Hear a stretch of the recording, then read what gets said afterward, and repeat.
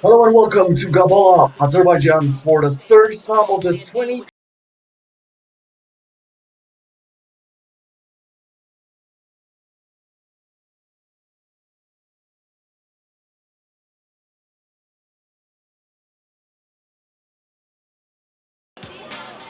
Good news is that from now on, we're not going to have any more delays because everything was moved inside the arena. So rain or bad weather cannot affect the games from now on. The first game of the day is about to start. Azerbaijan versus Baku Flames, a 100% Azerbaijani affair. We have here the Cinderella story of women 3x3 basketball in 2024. Azerbaijan, who qualified for the Paris Olympics in a dramatic fashion in Singapore, and Baku Flames, an inexperienced team, but remember what Neftchi did last year when Neftchi was a sponsor team representing Azerbaijan that was able to dominate at some points tournaments in the FIBA 3x3 women's series. Hello, everybody. My name is Cosmin Petrescu. I'm glad to be here with you. Already witnessing a 3-0 lead in favor of Azerbaijan, a team that is represented by three of the four players who were there in Singapore to qualify this national team for the Paris Olympics. This is Baku Flames with the ball right now.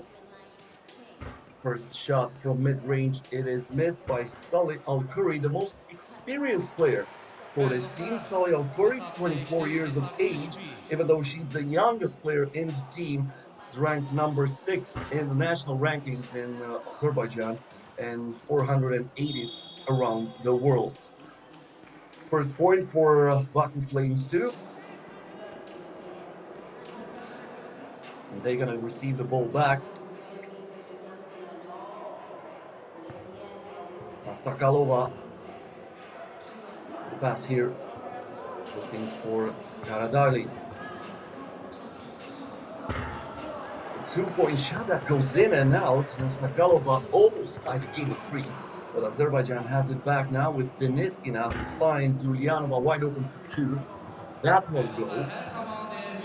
Now we have once again Nasakalova, who passes the ball to Salih Al-Khoury, trying to find something in the paint. She is denied by Tina Ulyanova, who had the handcuffs on her. And now the two-point attempt is a little bit too long from Tatiana Deniskina.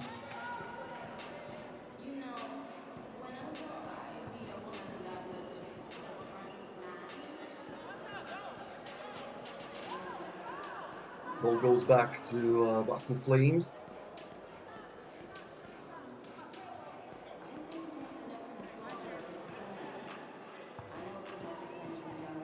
This is Hava Nastakalova.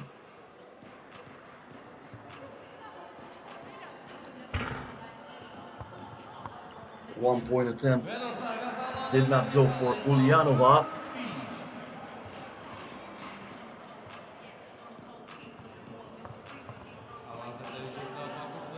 And as I heard, we are experiencing a little bit of technical difficulties with the sound. We're trying our best to fix it as fast as possible. So we're going to try to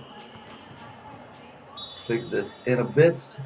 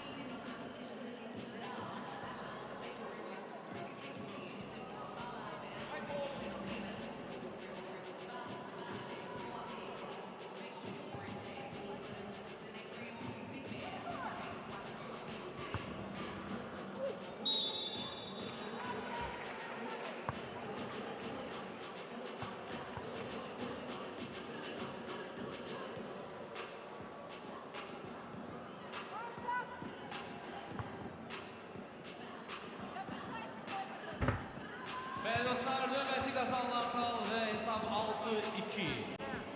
Son 7 dəqiqə və 5 saniyə. Xatırladım ki, 10 dəqiqə vaxt verilir. 10 dəqiqə ərzində komandalar 21 xal toplamalıdır ki, qalib olsun və hal-hazırda tabloda 6-3.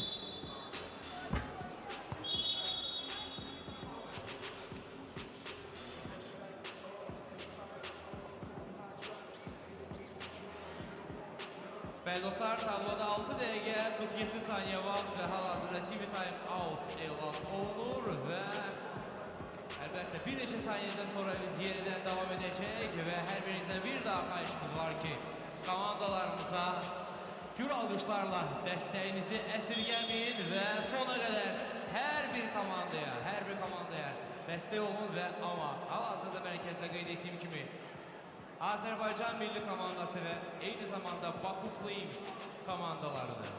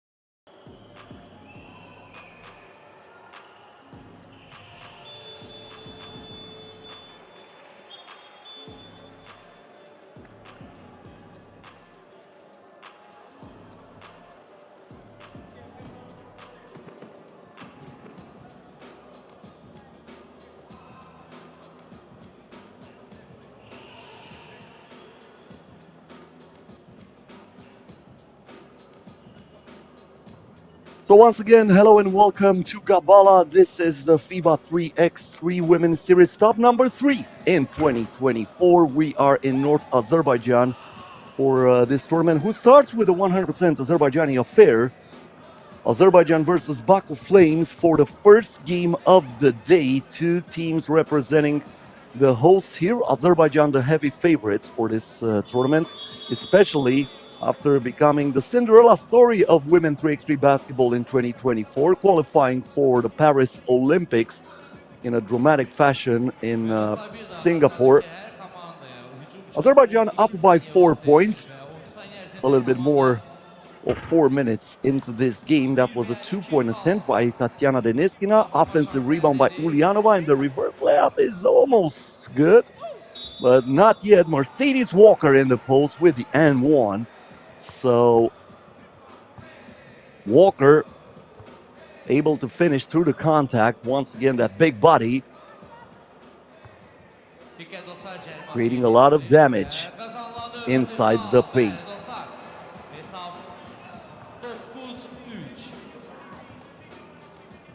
Another ball here intercepted by Tatiana Ulyanova. Deniskina with the drive, and she will head to the free throw line. Team foul number 5 against Baku Flames. So they are 1 away from the penalty. We had about a 3-hour delay due to rain, so they hope that the weather will be better, but unfortunately that is not the case here today. So they moved everything inside. It took about 3 hours, but the organizers tried to make their best in order to give us the best quality services for this tournament. As I said, stop number 3 after the 2024 Women's Series kicked out in Springfield, Massachusetts. Canada started where they left from, winning that tournament. And then France defended the home soil, winning a few days ago in Marseille.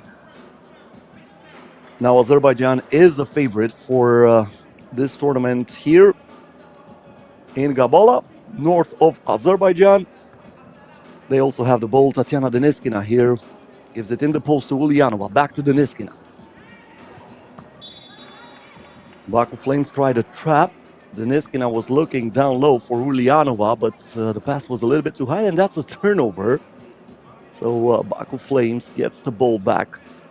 Or actually, no, that was my first impression, but Azerbaijan still has a little bit more than 2 seconds on the shot clock, and that's the buzzer. Dina Ulyanova reigns with another 2. And this is a 12-3 advantage for Azerbaijan. Nice pass inside. They move the ball like a hot potato, and Mercedes Walker showing her touch from mid-range too. We already have a double-digit advantage in favor of Azerbaijan, who is having fun right now on the court. Alexandra Molhauer, one of the big pieces for Azerbaijan, missing for this tournament. Rebound here by Karadagli. 2-point shot from Salih Al-Khoury, the most experienced player from Baku Flames. Salih Al-Khoury, even though she is the youngest player in her team, is number 6 in the national ranking in Azerbaijan. Mid-range shots, that was way off from Karadagli. And now the lob pass inside, and Mercedes Walker, easy breezy finish with the left hand. Less than 4 minutes into this game, it looks like it's going to be an old-fashioned blowout in favor of Azerbaijan. Walker with another rebound. Walker misses the turnaround J. Now the drive on the baseline and the score from Dina Ulyanova. Baku Flames trying to find something, and that's the N1 from Evelina Karadagli. Karadagli, number 27 in the national ranking in Azerbaijan, adding another point for her team.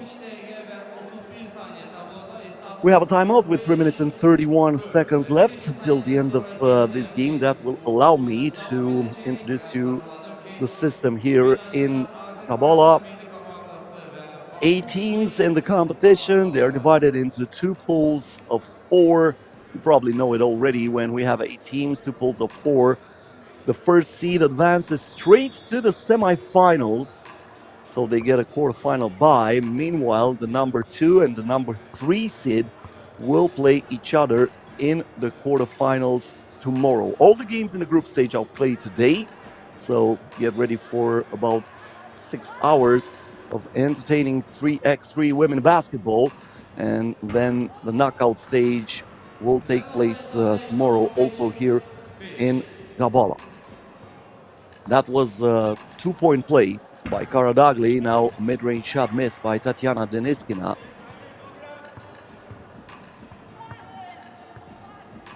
Ball intercepted here by Deniskina, who passes inside. Ulyanova, with a lot of patience, uses the glass perfectly and makes it an 11-point lead in favor of Azerbaijan. That's a 3-second violation against the Baku Flames.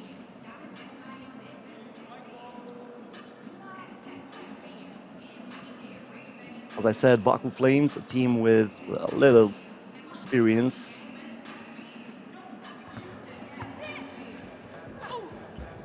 Now Walker, good pass from Ulyanova, and she finishes it. Nastakalova trying to keep the dribble alive. She drives on the left hand, puts it up, comes up short. Now Walker, the fast pass inside, gets it back. This time she was trying to get closer to the basket, but I think she was called for a traveling violation. She cannot believe it. Mercedes Walker will probably be like, come on, man. I mean, I'm rarely dribbling the ball, and when I do it, you're calling it a travel. So that's why I don't put the ball on the floor. That's going to keep me playing inside from now on, abusing these girls with some power moves. But it is what it is. A turnover when they're up a dozen, so that will not affect Mercedes Walker too much.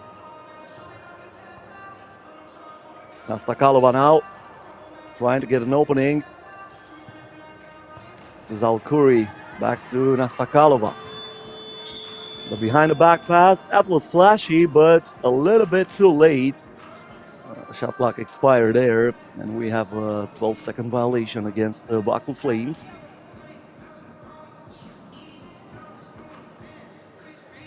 Zanova, Walker now in the post, spins, fires, scores. Once again, Nastakalova puts up the 2. Offensive rebound, Al-Curry was looking for the mid-range shot. Offensive rebound here and the miss from Karadagli.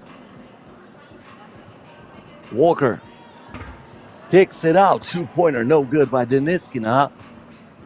And Sally Al-Curry gets it back for her team. She is driving to the hoop. Fortunately, cannot score. Sally Al-Curry, as I mentioned before, the most experienced player in her team. 25 games played in the women's series. But unfortunately, only 2 wins so far. Looks like she's going to stay with 2 wins. Azerbaijan up by 13 right now. They need a 2-pointer in order to finish this game before the game clock expires. They're going to have it back from the top of the arc. Rizanova. Ulyanova. Through the screen. That's a shot clock violation. Bad management here for Azerbaijan on the offense, and they give it right back to Baku Flames. Nastakalova from mid-range. That goes in and out. Mercedes Walker unable to get it, but she is still a huge presence there, and every shot looks altered, and that will do it. That's the 2-pointer. And Azerbaijan wins it easily, 21-6. Like I mentioned before, an old-fashioned blowout. And Azerbaijan starts with a message. or the other competitors. We are here to win this. We're on our home soil and we're going to defend it. Well, it was not the toughest opponent, but sometimes it is better to start a competition like that. 21-6 is the final score, and we're getting ready for the second game of the day where we're going to have Poland playing against Barcelona Panthers. So stay with us here. Poland versus Barcelona Panthers coming up next on our FIBA 3x3 YouTube channel.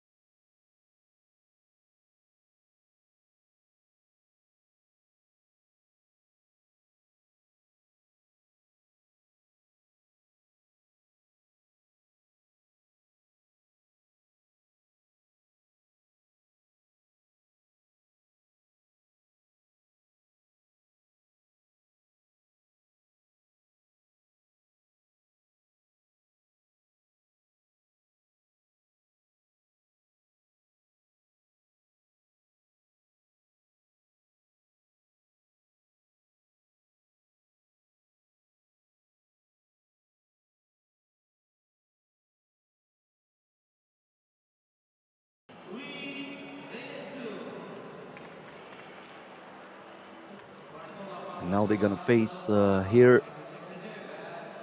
Barcelona Panthers. This might be a good game, actually. Poland bounced back after that heartbreaking loss in Singapore and finished second in Marseille. They were defeated by France in the final of that tournament.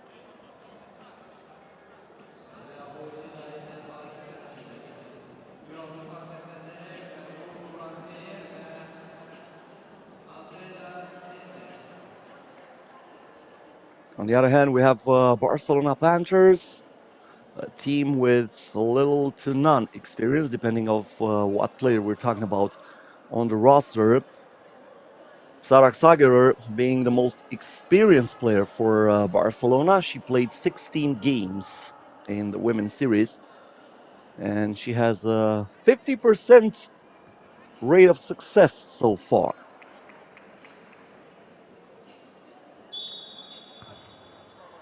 Is going to be here, player with the ball for the Panthers. And we are underway with the second game of the day. This is Ariheli with a two-pointer. And right from the get-go, Barcelona up by 2. Poland now, they have to play from behind, but the pick and roll goes smooth, and they get the first bucket of the game. Zager. Good defense by Sosnovska. Sosnovska also with good box out there, and we have a foul against Barcelona. Team foul number 1.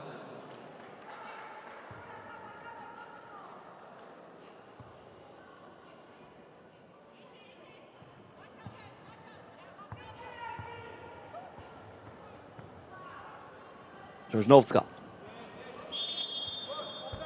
Mid-range shot, but the whistle was blown. Looks like we had a foul away from the basket as they were fighting to get into the paint, and that was an offensive foul. An offensive foul against Poland, so Barcelona back with the ball.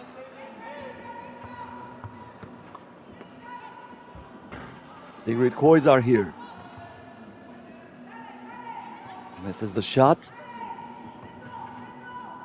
Poland back on offense. They were looking for Sosnovska. The ball is intercepted by Renju Lee. And now the two-pointer does not go in.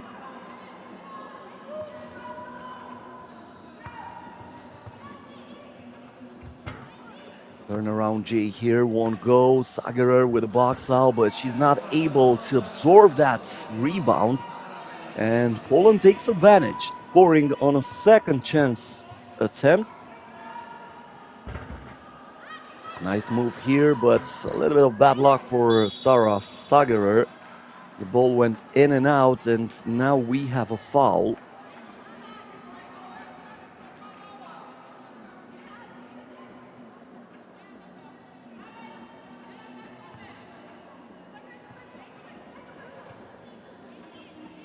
Moravec.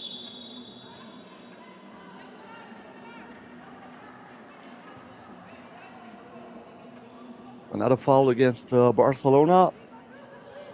Moravec gets the ball back at the top of the arc. Pass inside from Pavlovska. Moravec was looking for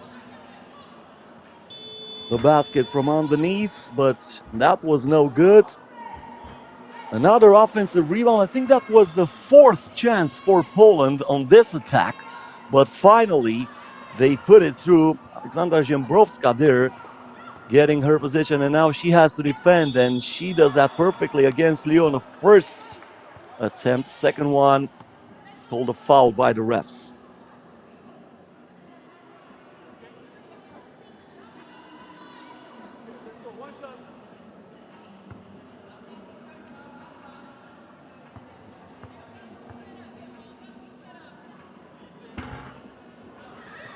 Liu misses the free throw, and Poland was looking to capitalize on that two-pointer attempt, but we have some heavy fighting underneath the basket, and looks like Sosnovska is not really able to get back quick. I think she hit her head on the floor, but the foul was against her. So Barcelona now with the ball. Koizar gives the ball inside to Sagerer. Nice shot, and Barcelona scores. Poland looking to answer, and they do that. Klaudia Sosnovska. Now Koizar back to Sagerer. Left-handed layup is good.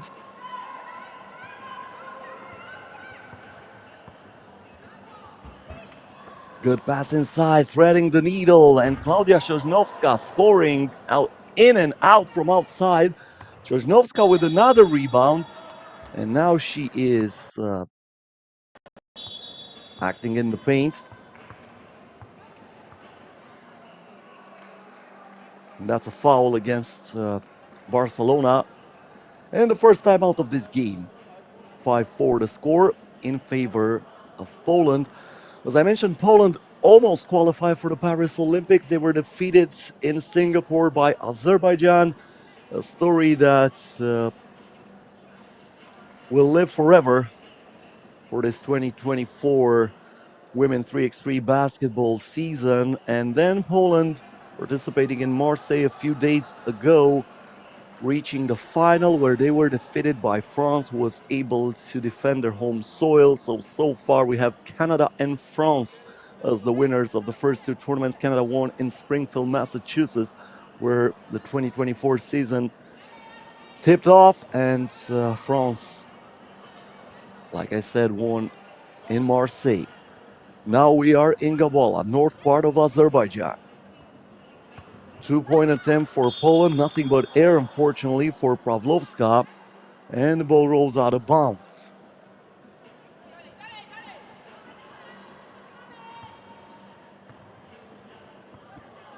Sagerer. Renjuli. Back to Sagerer, who drives, stops, pops, and drops. Nice move there by the most experienced player in this team, but where's the defense? Somebody call 112, the emergency number. I think that's the same number in Azerbaijan, because there was nobody in the sight of Alexandra Zhembrovska as she was driving to the basket and surprisingly having no opponents to at least contest that shot. Now Lee with the ball. Sagerer again was looking back to Lee. That's an offensive foul.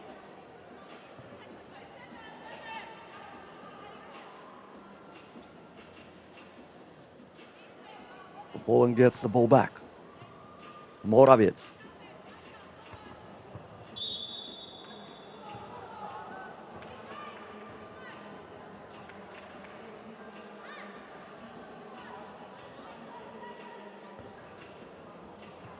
Another foul against Barcelona. Only one foul to give, and we are not even 4 minutes into this game. Might affect them. We'll see. Now the lob pass inside was a little bit too high. And finally a turnover for Poland, but they get it right back after Sagerer gives an unfortunate pass, and the mid-range jump shot won't go from Klaudia Sosnowska. Sagerer for two. Good! And Barcelona takes the lead 7-6. And we're gonna have a timeout here, I think. Or maybe no, they're gonna still play. It's Ariana Helly, the youngest player in this game, but she can be spectacular. Keep an eye on her. Now Sigrid Koizar, offensive foul. That was an illegal screen against Renju Lee, and now she checks out of the game, being replaced by Sarah Sagerer.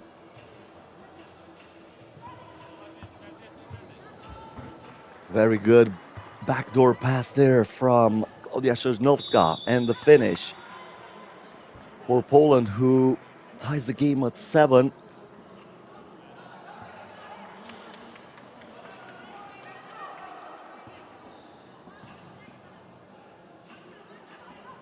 Morawiec.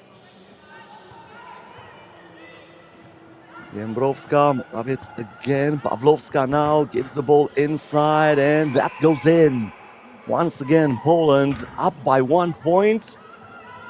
Helly misses it from the corner, and now Poland capitalizes it with a low pass inside. Aldona Morawiec grabs the ball and puts it in. 9-7 in favor of Poland, and that's another foul against Barcelona.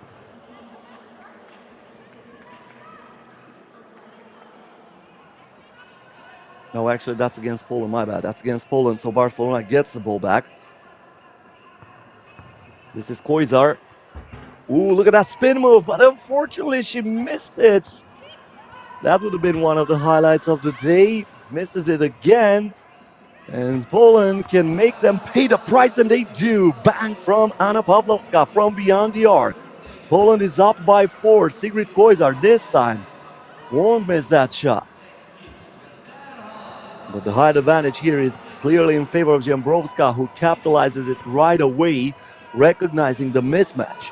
Sigrid Koizar here with a bad pass. Intercepted by Jędrowska, lets it fly, puts it in. What a sequence here for Poland, who is up by 6 just like that. And I think they were being fooled by the time. They were expecting a timeout, but it is not TV timeout time. Yes, should be under 4 minutes to go. Boys are here. Off balance shot, but she puts it in.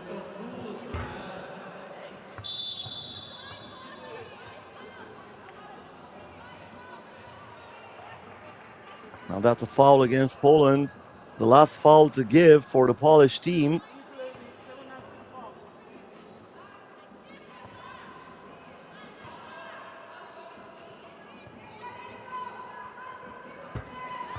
Two-point attempt once again straight into the bucket from Sarah Sagerer. It's starting to get a little bit hot here on the court. Can Poland answer? No. The two-pointer here was no good from Morawiec. Koizar keeping the dribble alive, starts the dance, the crossover, the drive, the shot, and the bucket.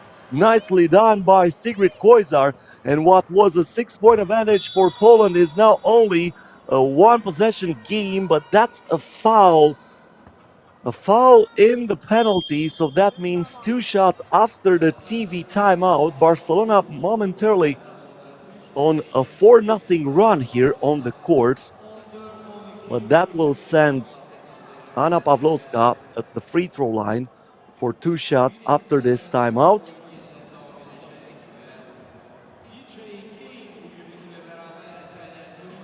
So Pavlovska, with a huge experience in the women's series, 26 wins and 19 losses so far, will head to the free throw line in order to attempt 2 shots for the Polish team.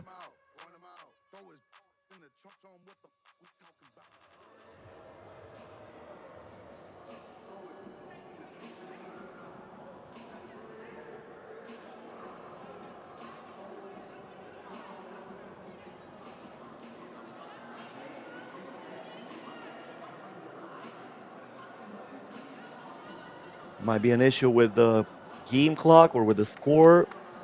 The refs are trying to figure it out. There are the officials table, but looks like everything is in order and the game can resume. So Pavlovska with 2 shots.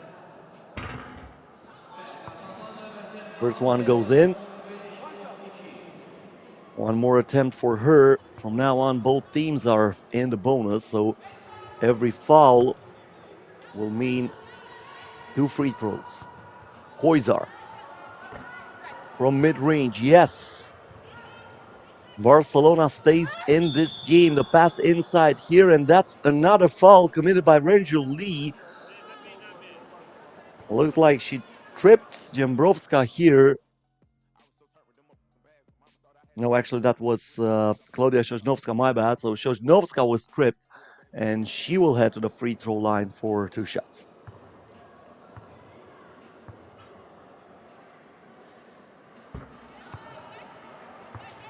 First attempt is good.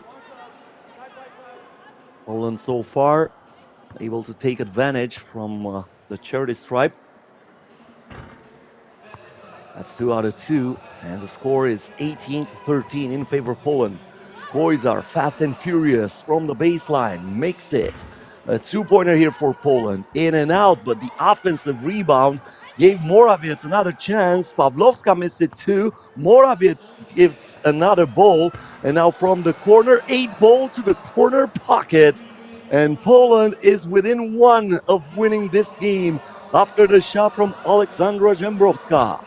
2-pointer here from Ari Heli. Poland can win it right here. They need only 1 point. This is Morawiec. Gives the pass inside. Sosnovska cannot control that ball. She loses it out of bounds. And Poland calls for a timeout. 2 minutes and 38 seconds left. We have a timeout here called by Poland.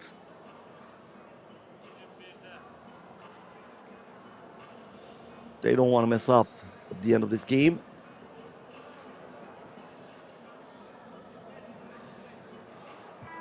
Poland so far taking advantage of the mismatches from this game, also rebounding way better than this Barcelona Panthers team. Sagerer misses the 2-pointer. They need shots from outside if they still want to have a chance in this game. This might do it. Nope. Good defense.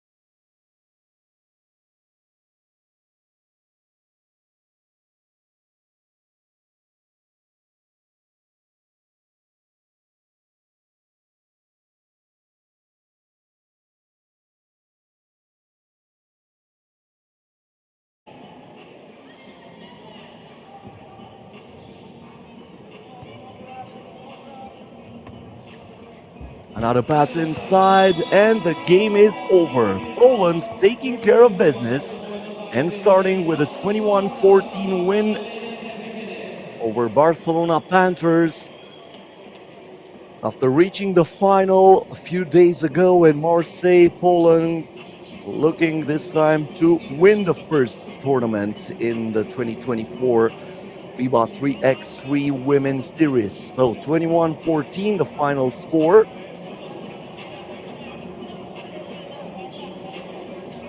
Both games finished at 21 after Azerbaijan winning against Baku Flames. Poland did the same thing against Barcelona Panthers. Here are Bir neçə the saniyə highlights sayılır və bu for oyunlara biz başlayırıq. Bu this game. Portugal milli komandası və Warsaw We LOTTO are komandaları arasında preparing baş now tutacaq. for the next game of the Bir neçə competition, saniyə but sonra oyun tam that will olaraq follow start in edəcək. about 10 Buradakı minutes. DJ musiqinin səsini yüksəlt. Will be Portugal versus Warsaw Lotto. Well, it might start a little bit sooner because, of course, we had that 3-hour delay, as I mentioned, due to rain. So Portugal versus Warsaw Lotto coming up next. Stay right here with us on the FIBA 3x3 YouTube channel, where you can follow all the action live straight from Gabala. Stop number 3 in the 2024 FIBA 3x3 Women's Series season.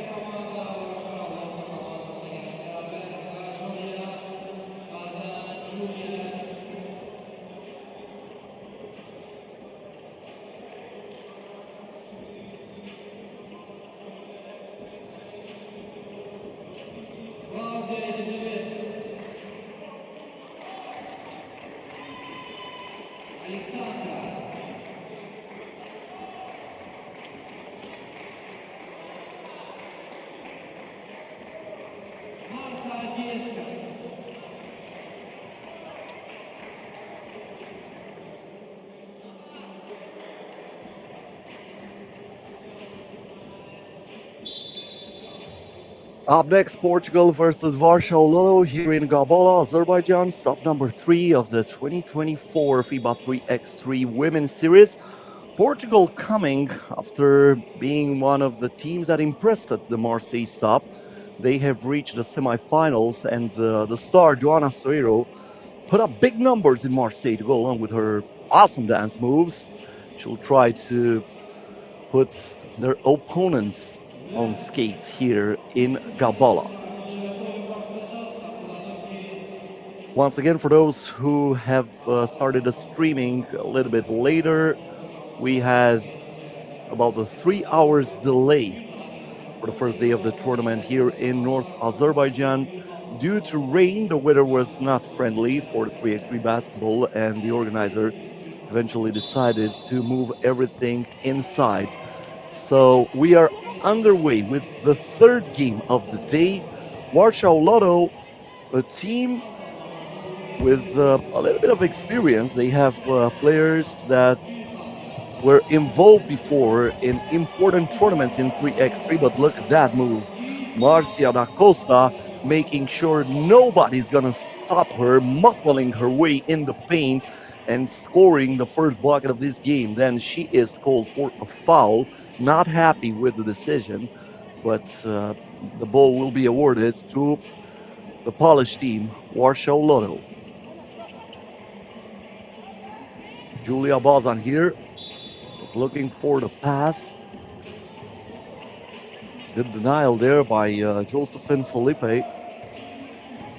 Once again, Bazan. Bounce pass inside.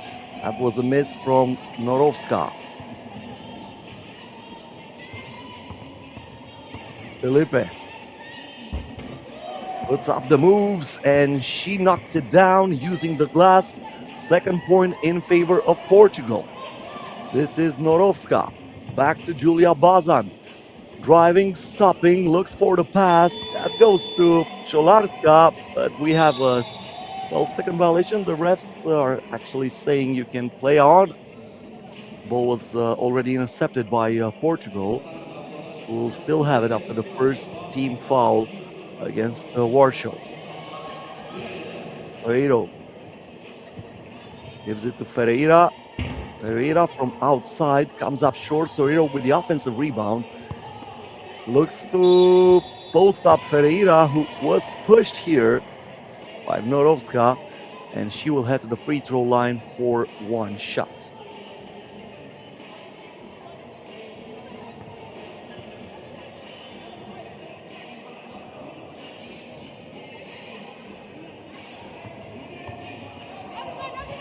Well, actually, that was not in the act of shooting, and looks like the foul was not against Warsaw, as they are able to capitalize and score. Now we have a foul against Ferreira, and they'll have it from the top of the arc. So the score is 2-1. Bazan checking back into the game. Soeiro keeping the dribble alive, looking for the screen. Good pass inside, but the shot was way off from Josephine Felipe. Savitska spins, stops, and she is denied. Not on a watch. This was the message straight from Josephine Felipe. She didn't even jump. Put her hands up and act like a traffic controller who will not let you take off. Now Felipe, and we have a traveling violation committed by Emilia Ferreira. That's a turnover. The ball awarded back to the Polish team. Marta Stavicka. Bazan. Trying to play some pick and roll with Norovska. Bazan lost the ball, and Portugal converting garbage into gold. That was Marta da Costa straight to the bucket. A 2-point attempt here. That won't go. And the ball rolls out of bounds. It will stay with Warsaw.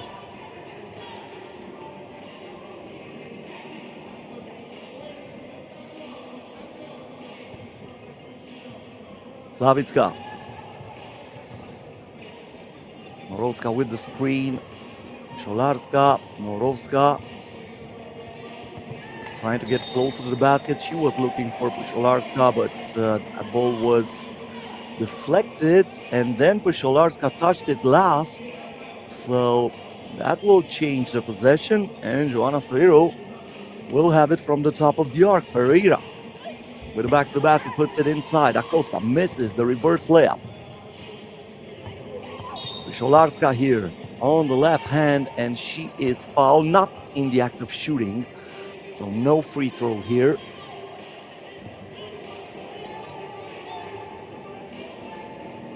That was a foul right there, and she was still dribbling. Ferreiro. Da Costa, nice fake, and she puts it in.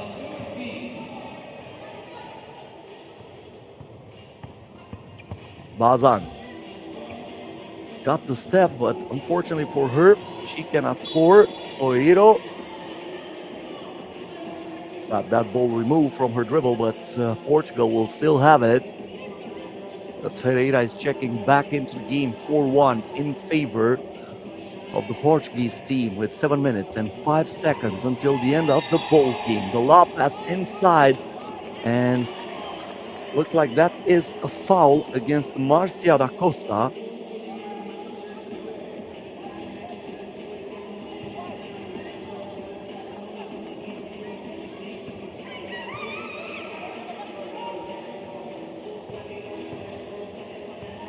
Julia Bazan, Stavicka, 2-point attempt, no good. Scholarska misses the shot. Ferreira wants it in the post. She spins, but looks like she got a little bit out of bounds here. So she stepped out of bounds. That's a turnover. Warsaw LOTTO will have it back after this timeout. 6 minutes and 48 seconds left until the end of the ball game. Once again, 8 teams in the competition here. Italy and Romania, the last 2 teams did not play so far. They're coming up next. First team in each pool goes straight to the semifinals, getting a quarterfinal bye. Meanwhile, the second team in Group A will play against the third team in Group B tomorrow, while the second team in Group B will play against the third seed in Group A also tomorrow in the quarterfinals, and those 2 teams advances to play against the first seeds later on. But that's coming up tomorrow. Today we have the group games, a total of 12 games today here on our FIBA 3x3 YouTube channel. Thank you for joining us. Don't forget to subscribe, and you can also find us on every other social platforms. You can follow us on Facebook, on Instagram, on TikTok, you name it. Just follow us at FIBA 3x3. Nice hook shot here by Ferreira with a soft touch. Adding another point to this Portuguese lead, but not for long. Warsaw able to answer. That was Julia Bazan. No, my bad. That was Marta Stavicka with the finish. Julia Bazan here with a foul.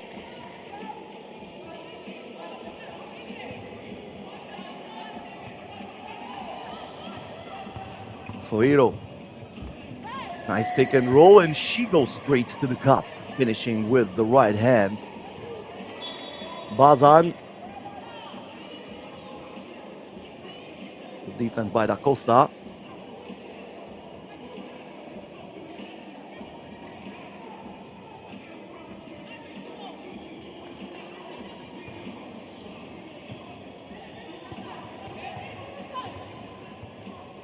This is Stavicka. Tough shot over the defender, but she knocks it down. Marcia Da Costa cannot do more than that, but now Da Costa with a nasty move. That was nastier than a Cardi B song. Did you see that crossover? Ooh, I see you. That was sweet. And now Portugal is up by 4, but not for long, as we are witnessing an Alexandra Pusiolarska drive straight to the bucket. The answer right back at you from Ferreira. Tough shot there, off balance by Stavicka. Soiro looking for Ferreira, gets it in the post, misses it on the first, second one, still no good. And now Warsaw makes it a 3-point game. Soiro. A reverse layup did not go. This can be even more interesting, but the lob pass by Pusiolarska is too strong. Soiro, Da Costa, Ferreira. She is denied.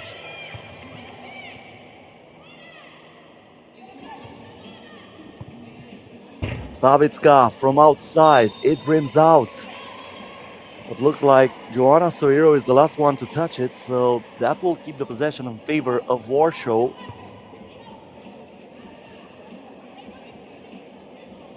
And I think that's the good call. Good replay there. Julia Bazan here. We have a push.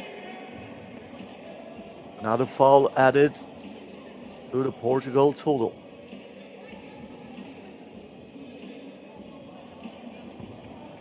Bazan.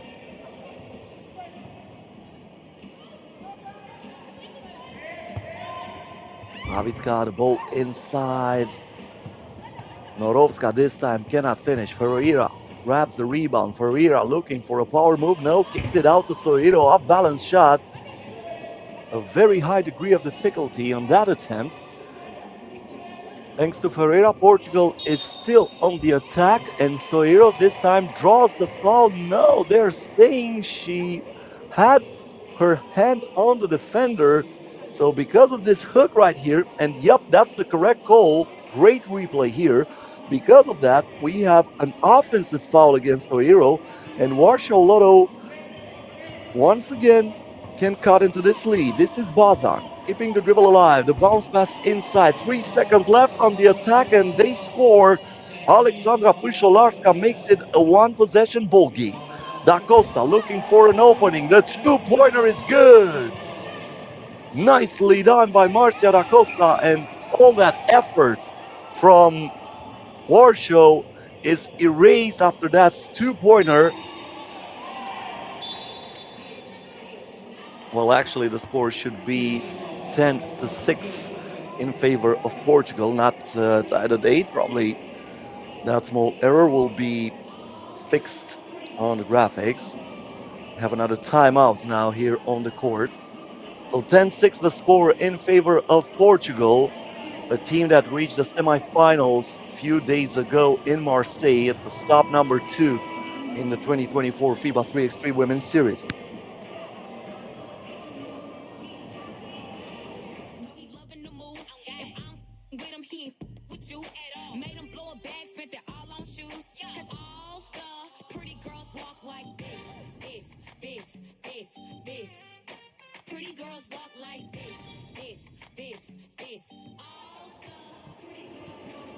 Bazan.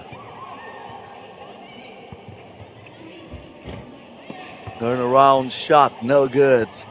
Sholarska rushed it there, being afraid to be blocked. Now the lob inside, the ball is denied, gets to Da Costa again, not this time. Bazan. Stavicka. driving on the baseline, and look at that, able to survive through the contact. Da Costa this time doesn't get the bottom of the net. Once again, Warsaw Lotto can make it a one-possession game. The two-pointer is no good, but she races off, and Marta Stavicka saves the ball for Warsaw. Pyszolarska now. Crossover against Pereira. Pyszolarska draws the foul, and she'll head to the free throw line with a chance to make it a two-point ball game.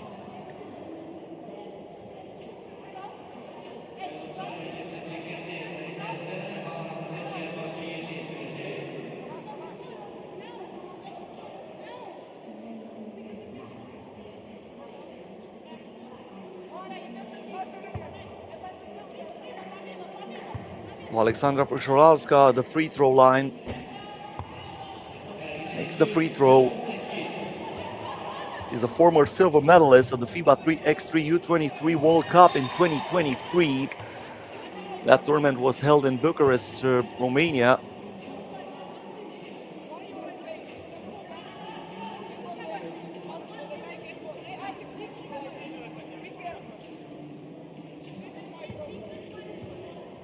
Now we have Julia Bazan.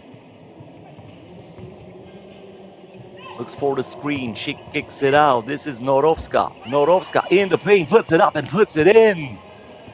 This might get interesting. So get your popcorn ready. 2 minutes and 29 seconds left. 1 point ball game. Another turnover for Portugal, and Warsaw Lotto gets it back with a chance to tie it or even take the lead if they score from outside of the arc. Stavicka gives it inside. Norovska ties it at 10. Portugal was up by 4 only moments ago, but a 4-0 run in favor of Warsaw makes it all even. Da Costa with the spin and the shots. Finally, Portugal finds something, and then they get the steal. Felipe was the one who stolen from Claudia Norovska, who says she was fouled there. She's limping a little bit, probably going to check out of the game and be replaced by Marta Stavicka. That is a play there, but I think the refs got the right call. Soiro, Ferreira. That won't count. Shot clock violation. Da Costa was not fast enough. Warsaw with the ball here. Bazan. Kickball violation. That will give them a fresh shot clock with a check ball from the top of the arc. Julia Bazan will have it. Josephine Felipe supervising her here. Bazan gets the screen from Pyszolarska, who wants the ball down low. She starts her maneuvers, but that rims out. Felipe with a defensive rebound. Da Costa back to Felipe, and they connect. Unfortunately for Felipe, she misses the first shot, but she gets the offensive rebound, and the second chance is good. Now Bazan with a bounce pass. Warsaw will keep it. 7 seconds on the shot clock.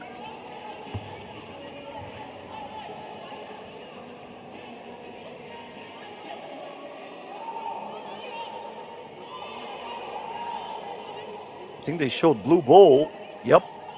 So Hero wanted a ball at the top of the arc, but she is informed right now that Warsaw is still on the offense. This is Bazan. Pass is denied. Good defense by Marcia da Costa.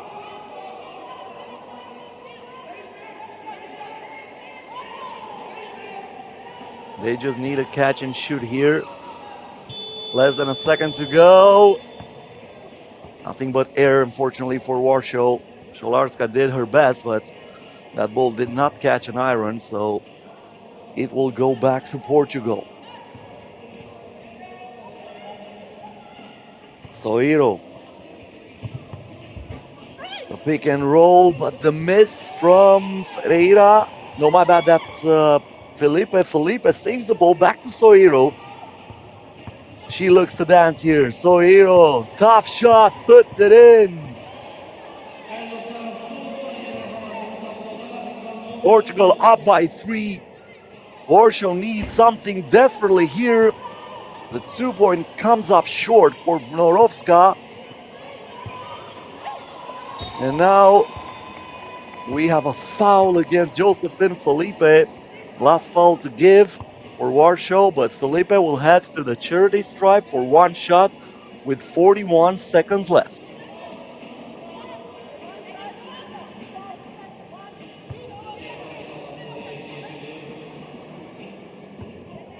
Yeah, obvious foul there. Committed by Stavitska. Free throw, no good. Stavitska gets the rebound. Bazan thought about it. Now she puts up the 1-pointer. Her foot was on the line. Offensive rebound and a lucky bounce by Prisholarska. But that makes it a one-possession ball game, and we have a carry. Wow.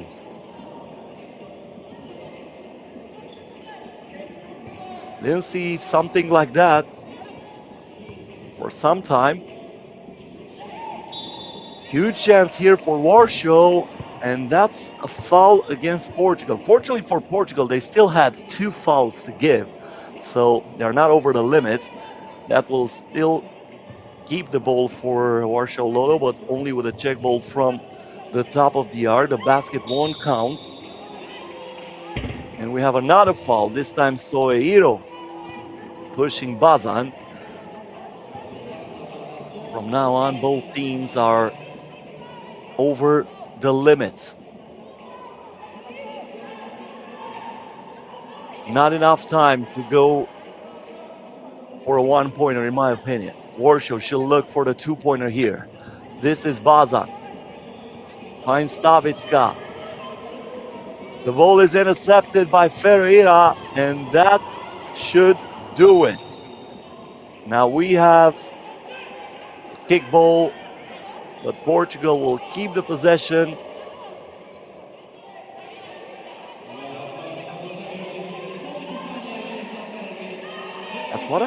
That's what I saw. I think that was a kick ball. Yeah, an obvious kick from Marta Stavitska. I think the ball was awarded to Portugal, at least from the replay.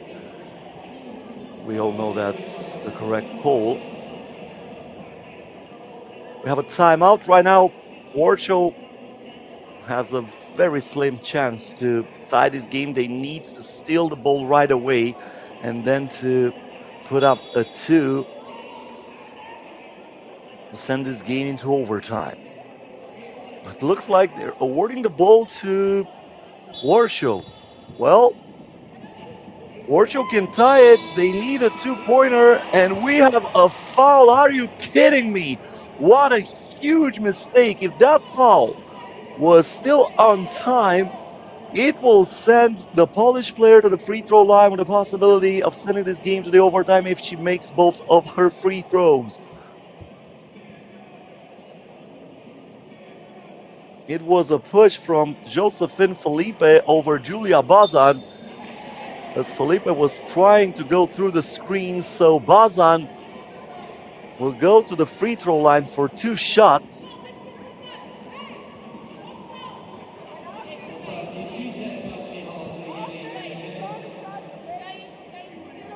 I'm still not sure about that kick ball at the end of the regulation, but I'm pretty sure now Bazan has a lot of pressure on her shoulders. She needs to hit them both in order to send this game to the overtime. First one is no good. And right now, the only chance for Warsaw LOTTO is for Bazan to miss that shot. But I don't think they have time to get outside of the arc. She makes it here. All Portugal needs to do is to touch the ball, and the game is over. 13-12. Warsaw missing a huge opportunity at the end. Julia Bazan with 2 free throws, but she only splits the pair, so that's not enough. 13-12, the final score, and Portugal survives after a foul committed by Felipe at the very end of the regulation, but no harm done here.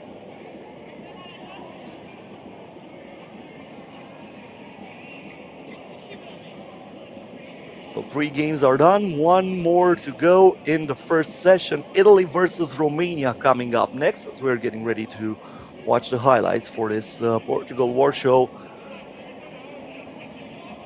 most contested game of this day so far after the easy wins from Azerbaijan against Baku Flames and Poland against Barcelona Panthers 21 to 6 and 21 to 14. Now Italy and Romania coming up next.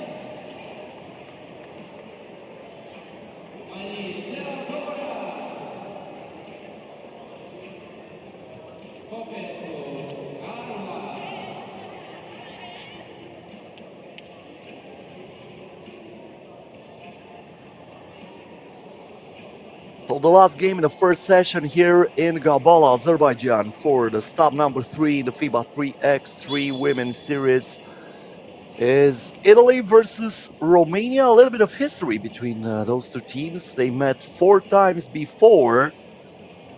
Romania won the first 2 games ever played between those two teams, both in 2014 at the World Championships and at the European Championships. And then Italy won the last 2. They met in the Tokyo Summer Olympics Games back in 2021, and also they met in the pool stage of the World Cup in 2023.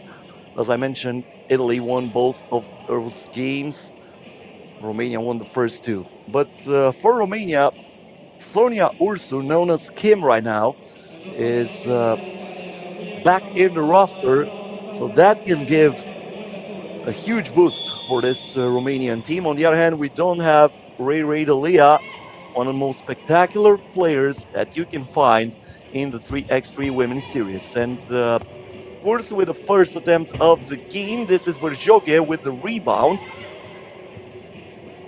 And Italy claims the possessions here. From mid-range, the shot is missed by Chiara Consolini. Kim to Mana. Verjoge. She looks for the two-pointer. That was way off. The ball did not touch the rim, so the shot clock did not reset, but Kim puts the ball into Verjoge's hand, and from underneath the basket, she is able to put the first point on the board. Good defense here by Kim. Looks like the ball will stay with Italy.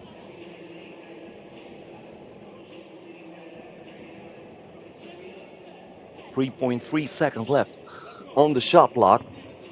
Laura Sprafico needs to find something fast here. Shot did not touch anything. Stefania Trimboli was the player who attempted that shot.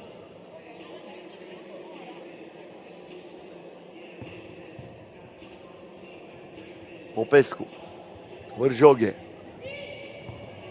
Back to Kim, the pick and roll. Step back for two. That goes in and out. And Italy gets the rebound here. They look for the two, and that goes in. Maria Micoli is the one who scores and gives Italy a 1-point lead. This is Kim. The pick and roll with Verjoge kicks it out to Popescu. Verjoge turns, fires at the buzzer. Won't go. Italy with a chance to increase the lead. Sprafico stops the dribble. Nice give and go. Sprafico is fouled by Kim, and she will have the chance to add this point from the free throw line.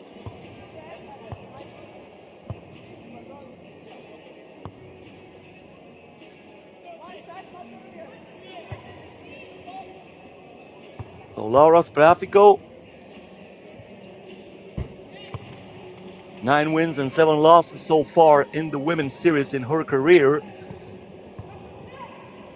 Made the free throw, 3-1 in favor of Italy. Carla Popescu on the drive. She absorbs the contact and scores with the left hand. 1-point ball game here. The pass inside. Good assist from Stefania Trimboli. Popescu to Verjoge. Looking to take advantage of her height, but that's good defense from Maria Micoli. Back to Micoli. Trimboli from mid-range, no.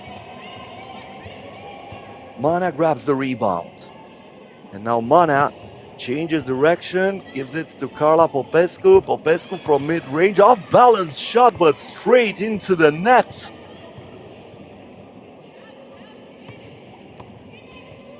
Micoli underneath the basket, puts it in, off the glass. Mana looks for the tie, but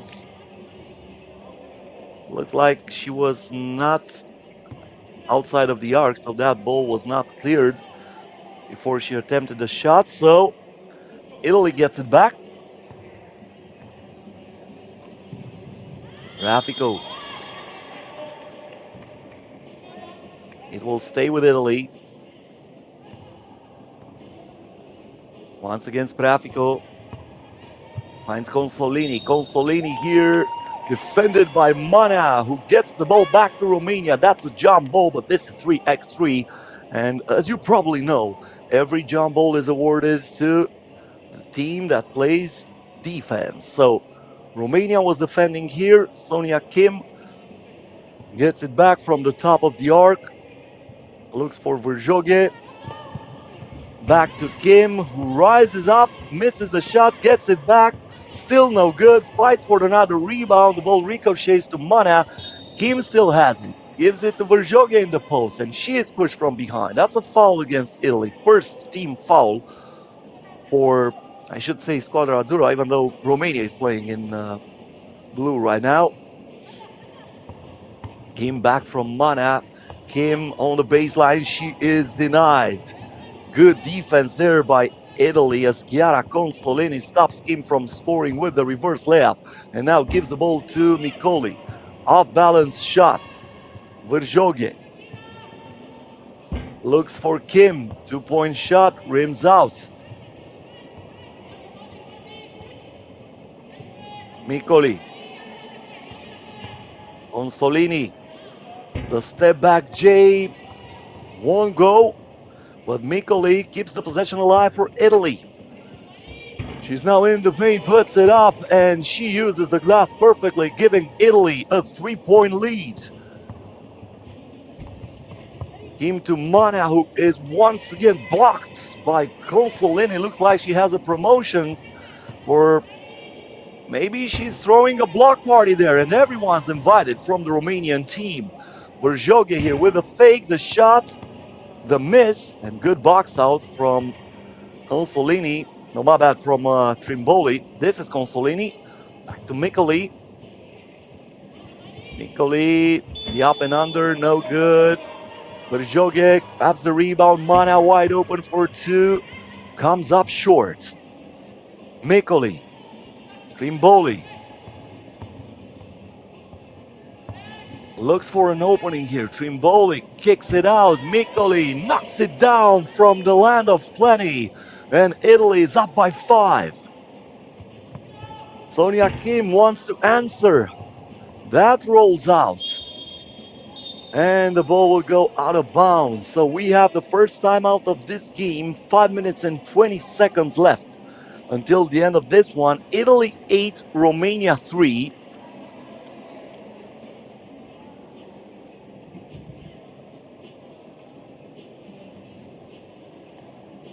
The timeout comes in hand for Romania.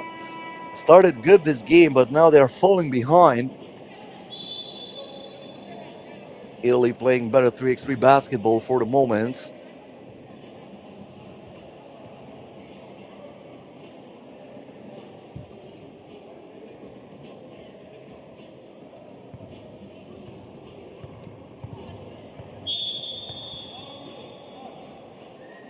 And that's a foul against Romania.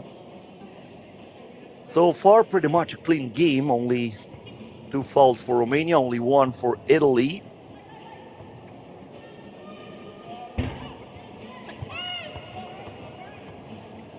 Rebound here for Popescu. She is driving inside to Verjoge, who scores, plus the foul.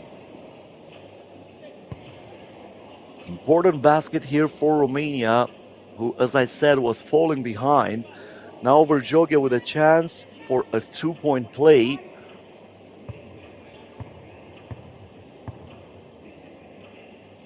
Can bring the gap to only 3, and she knocks it down from the free throw line. Rafico. Mikoli. Good pass inside, and Stefania Trimboli capitalizes on that advantage. But look at Mana, who splits the defense better than Moses did the Red Sea. But the 2-pointer there by Spreafico is right back at 11-6 in favor of Italy. Mana to Verjoge. Verjoge turns, fires, scores off the glass.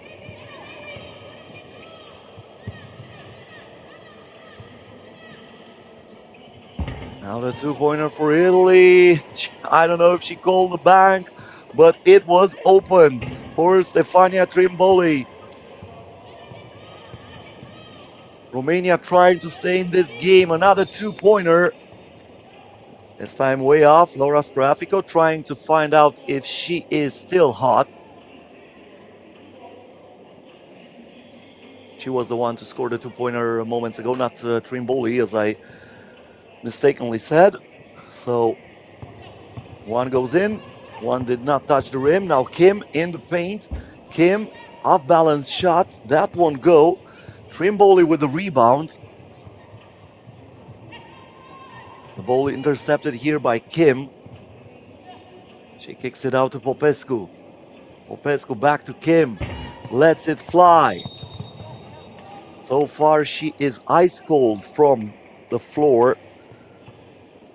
But that might change quickly in 3x3 basketball. 3 minutes and 45 seconds left until the end of this game. We have the second timeout. 5-point advantage in favor of Italy, who was clearly the better team so far, but a 5-point advantage is never safe in this sport. You have to play until the end, and you have to pay a lot of attention during times like this.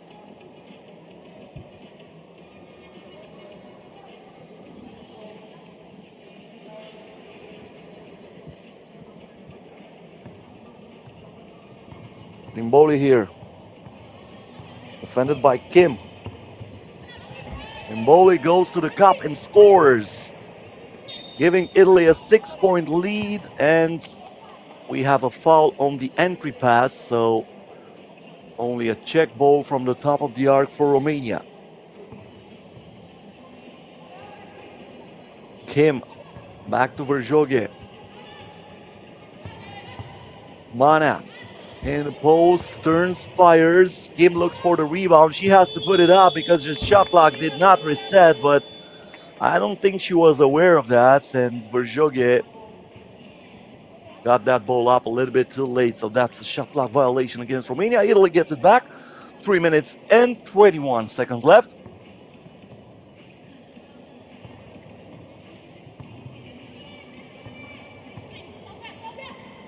Consolini, Mikoli from mid-range draws the foul as she was hit on the elbow by Teodora Mana, and she heads to the free throw line for one shot.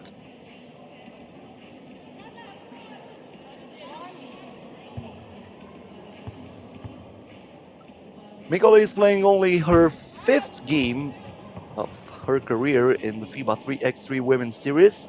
It might be the 2nd win of her career. Good pass here, and Spreafico with the easy finish. Came with another shot that was way off. 15-8. The spin here and the miss by Chiara Consolini. Popescu from outside. Still won't go. She is racing on the floor with Chiara Consolini. And now the question is, who was defending when they called this jump ball? I think Italy was still the team on defense. Yep, Romania was the one who shot that ball. So Italy gets it back. Trimboli. Mikoli in the post. Not even close. Mana. Ball intercepted. 2-point attempt by Spreafico. Offensive rebound by Trimboli. Ball got stolen there by Mana. Kim from outside. Looks like she lost her shooting here for the first game of the Gabala tournament, but she finds Teodora Mana in a congested space there, and Mana scores. But only a 1-pointer for Romania, who is still down by 6 with 2 minutes and 9 seconds until the end of this game.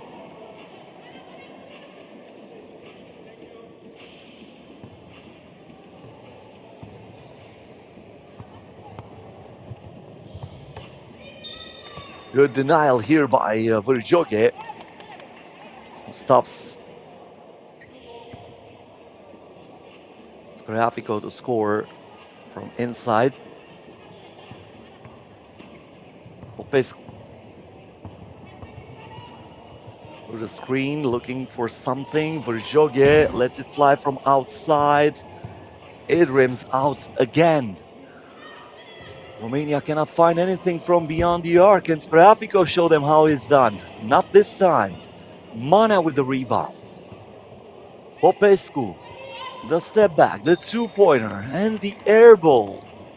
I'm wondering if there are many windows open or many doors open, because otherwise we should not have anything for a breeze here. As I mentioned, we had a 3-hour delay, but everything was moved inside due to weather conditions here in North Azerbaijan in Gabala. 2-point attempt for Italy, missed by Consolini. Mikoli with the offensive rebound. Once again, Consolini's driving to the hoop, and she draws the foul against Mana. She will head to the free throw line.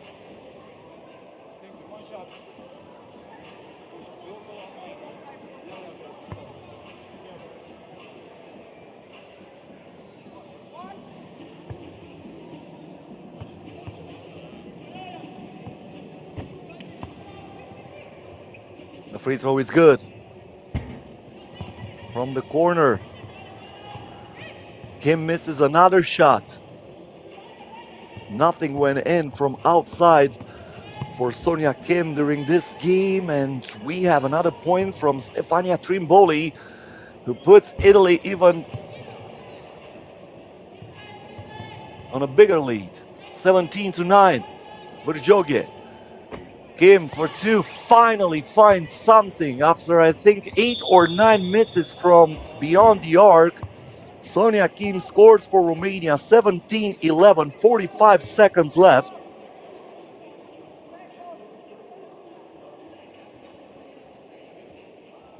Italy has the ball here. This is a 3-possession ball game, so this is not over yet. Prafico fouled by Popescu. The foul is in the penalty, so Romania over the limit. It will send Prafico the free throw line for 2 shots.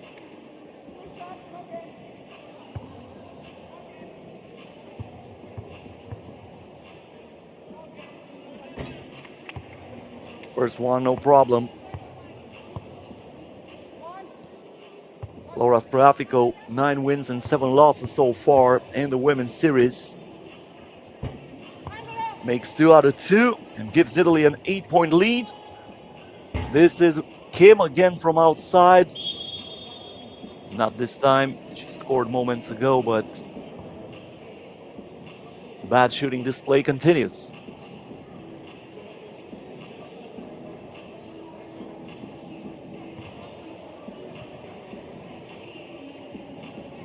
Trimboli. Prafico looks for the double. That would have ended the game. Burjoge gets the rebound, gives the ball to Popescu. Popescu driving, kicks it out. Mana for 1 point, straight into Trimboli's hands. 10 seconds left. Trimboli here gives it to Consolini. She is driving and scoring using the glass. Only 1 second left. And the final score will be Italy 20, Romania 11.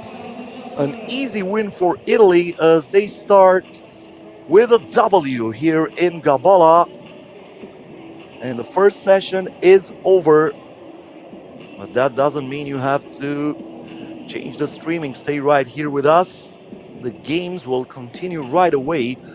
Coming up next, Baku Flames versus Warsaw Lotto in Pool A.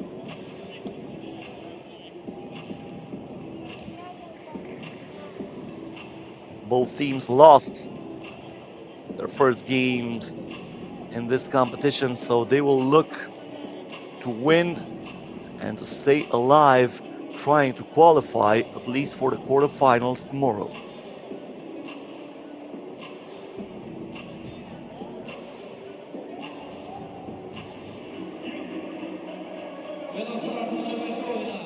Biz start verdik bu Baku Flames ve Warsaw Lotto komandalar arasında başlayacak növbəti oyun. Gəlin komanda üzvlərini alqışlarla qarşılayaq. Ali Sultanova Nailə, Nastakalova Havva, Karadağlı Evelina, Alkuri Salih,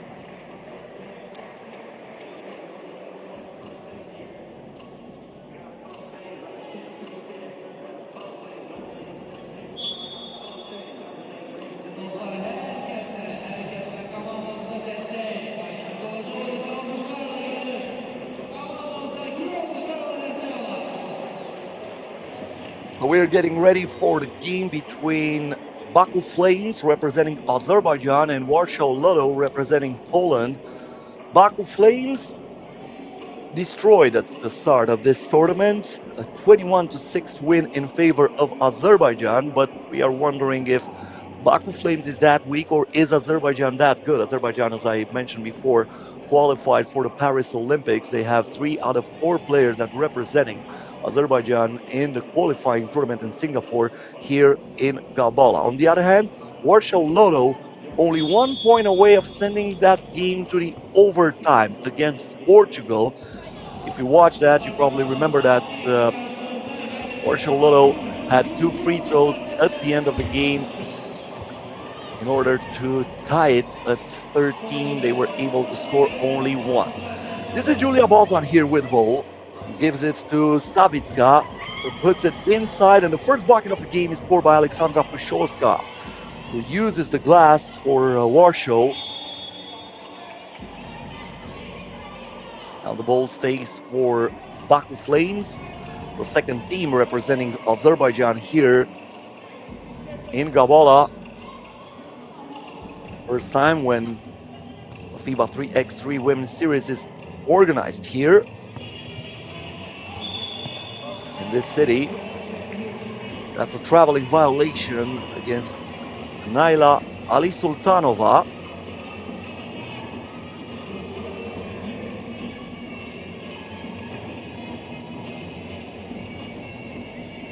Slavitska, Bazan.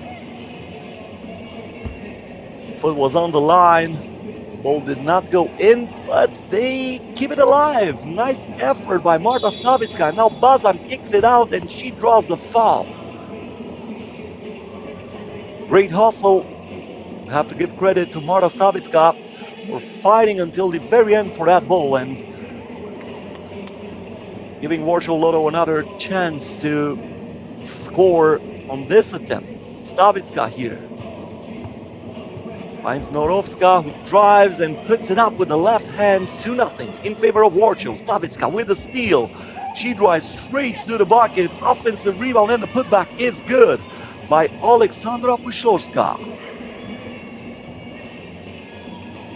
Now we have Nastakalova, the pass inside. That's missed by Sally Alkuri. I think Sally Alkuri is the player that Azerbaijani fans are expecting the most from this Baku Flames team. As I mentioned before, Sally Alkuri is the most experienced player on their roster.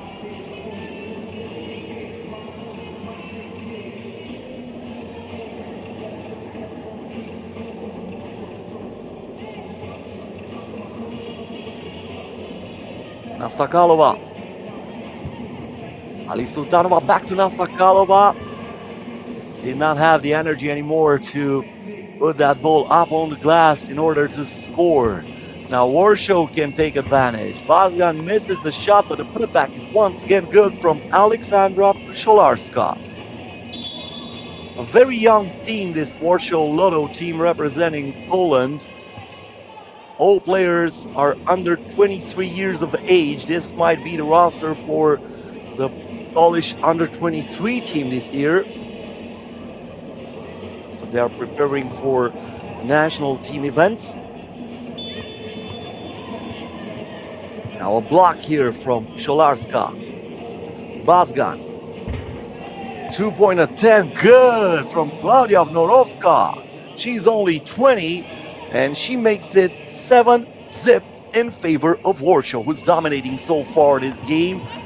Airball here from Nastakalova.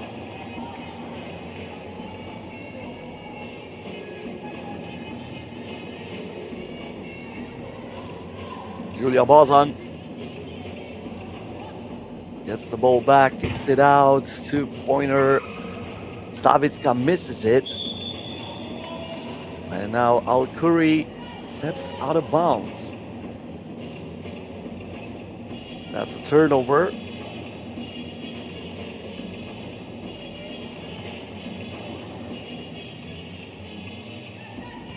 Stavitska. Norovska back to Stavitska. Gives the dribble alive, kicks it out. Sholarska again, not this time. But looks like Claudia Vnoroska did enough in order to force the opposing player to send that ball out of bounds. So Warsaw will still have it. Julia Bazan with the ball here and a fresh shot clock. Bazan, the pass inside, and the finish from Marta Stavitska. Alkuri, and that's a traveling violation.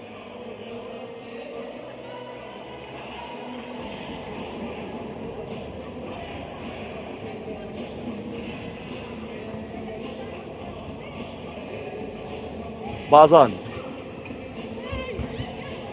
Ball goes down low once again, and Sholarska taking advantage of her mismatch.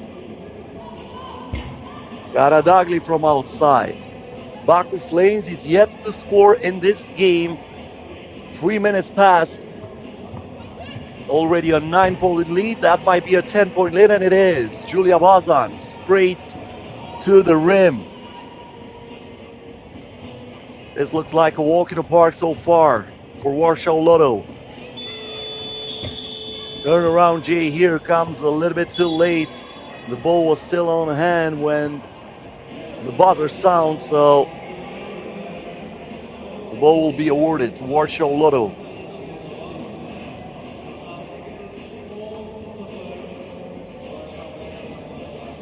Tough times here from Baku Flames, but there's always something to learn, even from games like this, games where you feel that you can do almost anything in order to help yourself or make it a little bit closer. Well, as I mentioned before, Baku Flames, they have players who never played before in the women's series. Sali Al-Khoury, the only one who was here, but her morale cannot be very high after playing 25 games and winning only 2. Now 26 games, winning only 2. If we add the loss against Azerbaijan at the start of this competition. That's a kickball. Shot clock violation. No, my bad. The shot clock will reset. Kickball violation.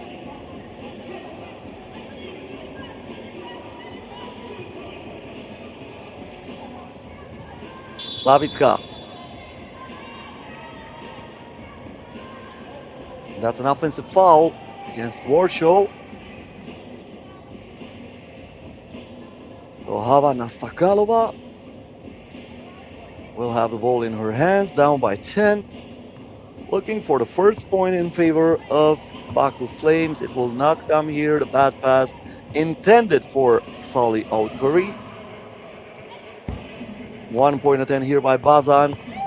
Offensive rebound and the foul. That will probably send Alexandra Pusholarska at the free throw line for one shot. Yes.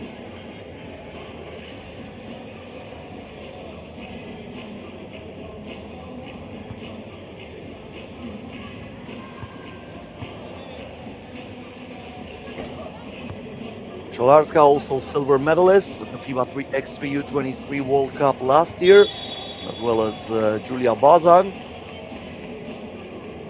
Those two will probably still represent Poland in this competition under this name of Warsaw Flames, along with these new entries, Klaudia Vnoroska and Marta Stavitska. Marta Stavitska actually played 3 games in the women's series in her career, but this might be her first win, and that's a 2-pointer from Klaudia Vnoroska. What a beautiful sound the net does when you shoot like that.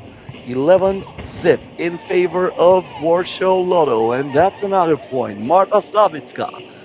I think right now the question is not if Warsaw Lotto will win, but if they can win it without allowing any basket from the opposing team, and that's a shot clock violation. We have a 40-0 lead for Warsaw Lotto. They get the ball back, and I'm really curious if we will see something like 21-zip, because it's hard to believe that this game will end up at the time mark. Probably Warsaw Lotto will finish that with a few minutes left on the game clock. Here the turnaround J, no good by Marta Savitska. Ball goes to Baku Flames.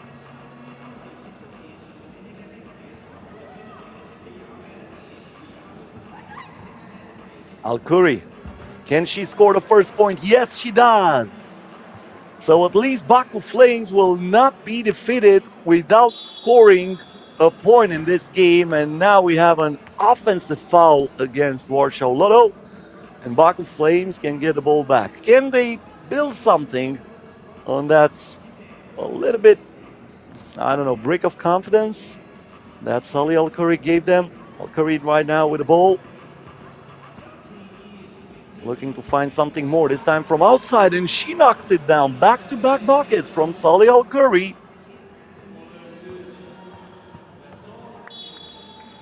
Jolarska lost the ball. It goes out of bounds. Last touch by her.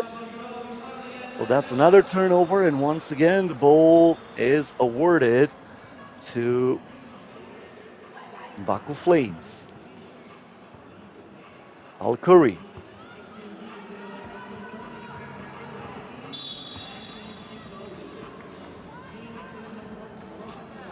This time the foul is against the Baku Flames.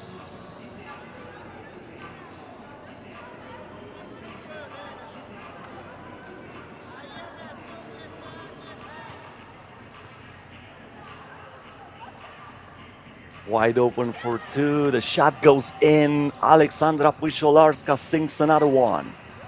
So after a 3-0 run from Baku Flames, Warsaw Lotto adds 2 more points on the board. We have a traveling violation here, and the Polish team gets the ball back.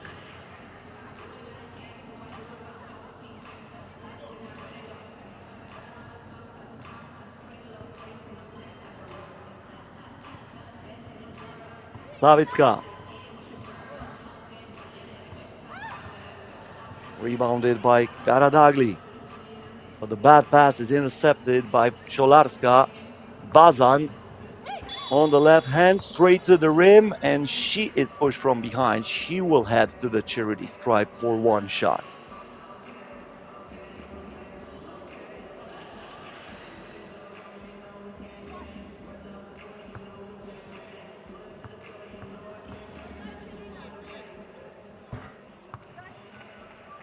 That goes in.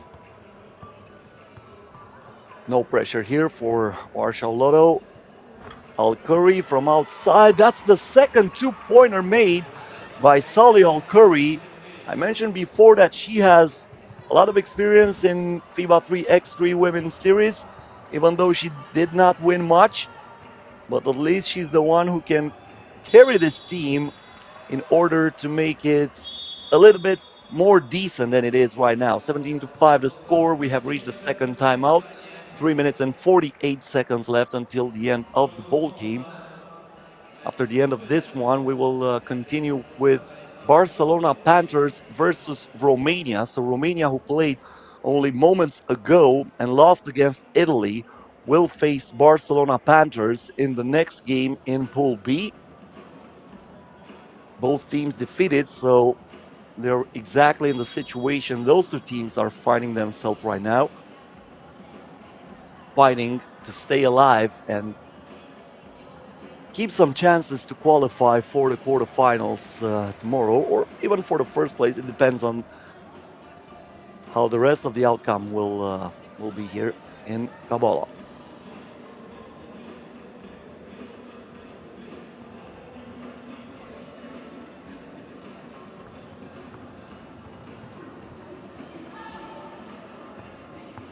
Savitska, Norovska, straight to the rim. Is a finish. Now Karadagli, bad pass, intercepted by Norovska. Savitska in the paint, puts it in. Warsaw Lotto within one of winning this game before time expires. Salih Alkuri again, not this time. Nastakalova with the offensive rebound. Alkuri, the ball is intercepted here, but they threw it back to Havana Stakalova.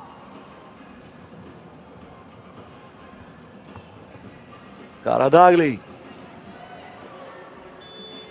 Al-Kuri. And the shot clock expires.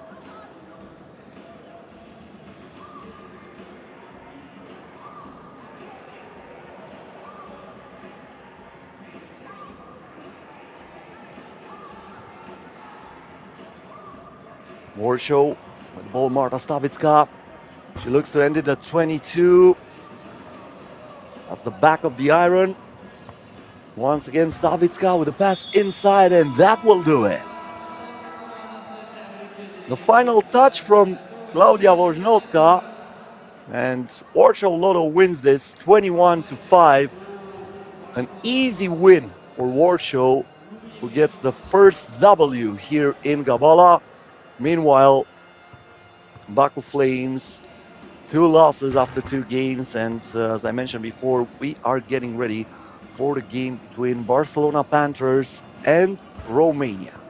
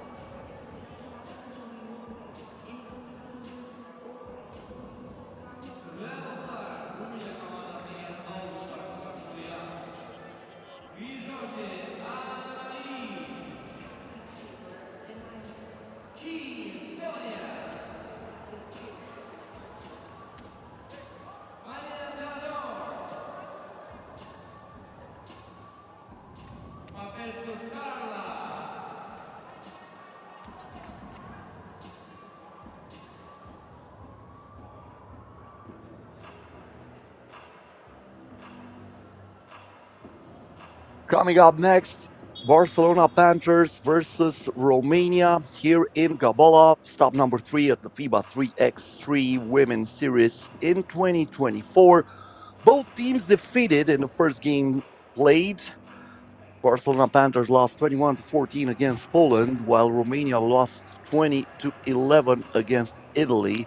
So both of those teams are fighting to be in a better position before the final game in the group stage. Romania will face Poland in the game that will end the competition today. Meanwhile, Barcelona Panthers will play against Italy. First possession of the game is awarded for the Spanish team. Ari Heli was looking for Renju Lee. The ball is deflected by Sonia Ursu Kim, and it will stay with Barcelona.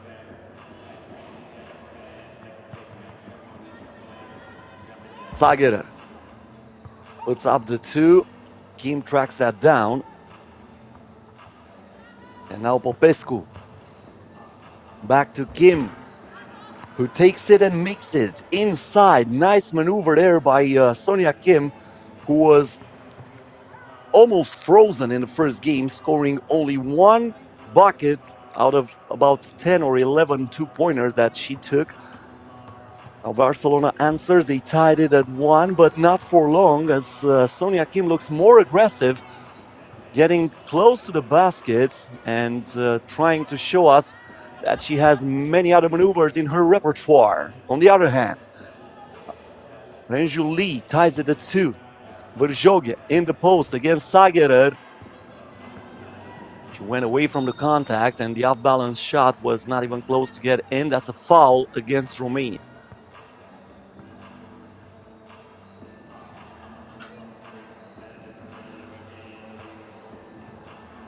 This is Zagerer. If you reach, I teach is the message from Sigrid Koizar, as Teodora Mana is called for the foul. Zagerer once again back to Koizar. Zagerer lets it fly, nothing but nets. Verjoge here for Kim, the answer is no good. Zagerer tracks that down, and she is fouled by Mana. That's another foul against Romania, another easy foul committed in an area where it's not really helping you a lot, but that's an obvious foul as we saw the replay. Lee, Zagerer for 2. Again, back-to-back doubles for Sara Zagerer, who's getting red hot from the floor. Now Mana on the drive, using the left hand perfectly. And Romania cuts the deficit to 3. Zagerer finishing from the inside. On full display here, Sara Zagerer in this game against Romania, as Carla Popescu is also adding another point. A fast-paced game so far. Zagerer finally missing a shot, and Sigrid Koizar is the last one to touch it here. Romania will get it from the top of the arc.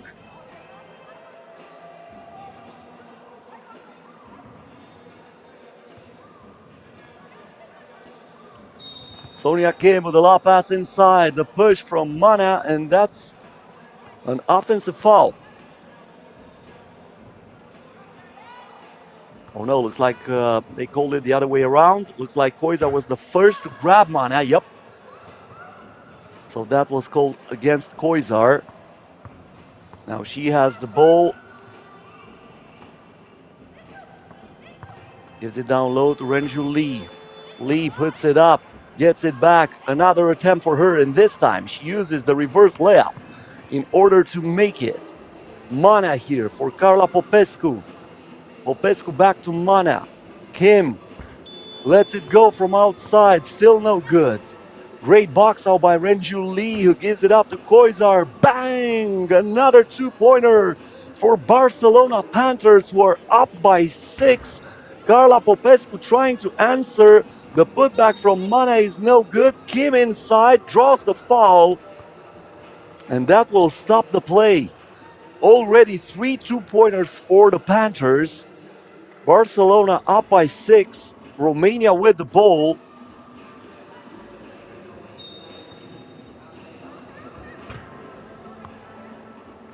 And it looks like that's another foul.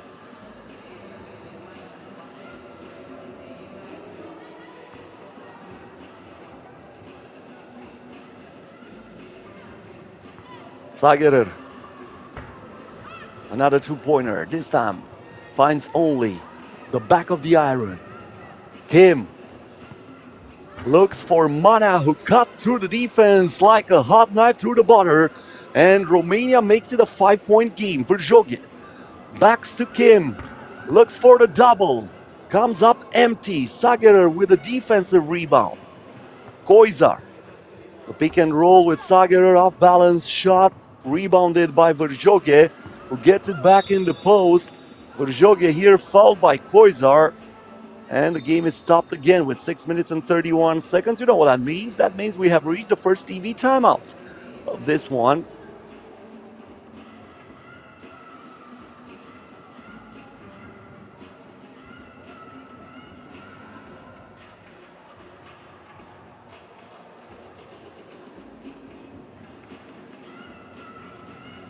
A multinational team, this Barcelona Panthers team. Players from around the world. They have players from Austria, from China, and from Spain, all playing for the same team, Barcelona Panthers, who is now up by 4 after this spin move by Ana Maria Verjoge.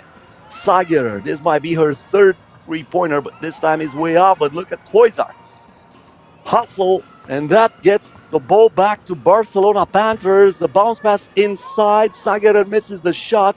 Verjoge for Mana. Zagerer with a rebound here. Once again, Koizar. Koizar goes straight to the cup and scores again.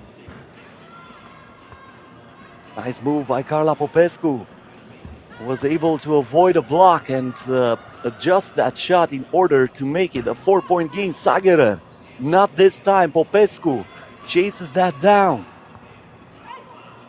Popescu on the drive, looks for the foul. It rims out. Verjoge with the offensive rebound, rises up. Still no good. Zagerer for Koizar. The lucky bounce there. Verjoge now, and the game is stopped for a foul. 12-7 in favor of Barcelona.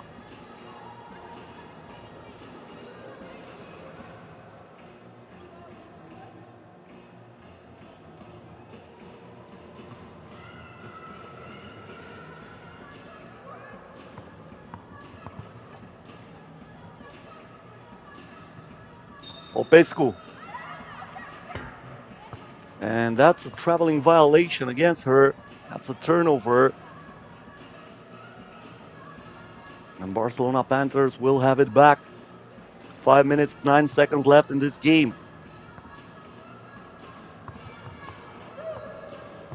Lee keeps it inbounds and puts it in. Now Kim from outside. Another bad miss from Sonia Kim.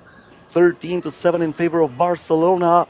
Zagerer looks for an opening. Zagerer, 3 seconds left on the shot clock. Lee puts it up and finishes it. Even though Popescu was all over her. That's a misunderstanding there between Sonia Kim and Teodora Mana.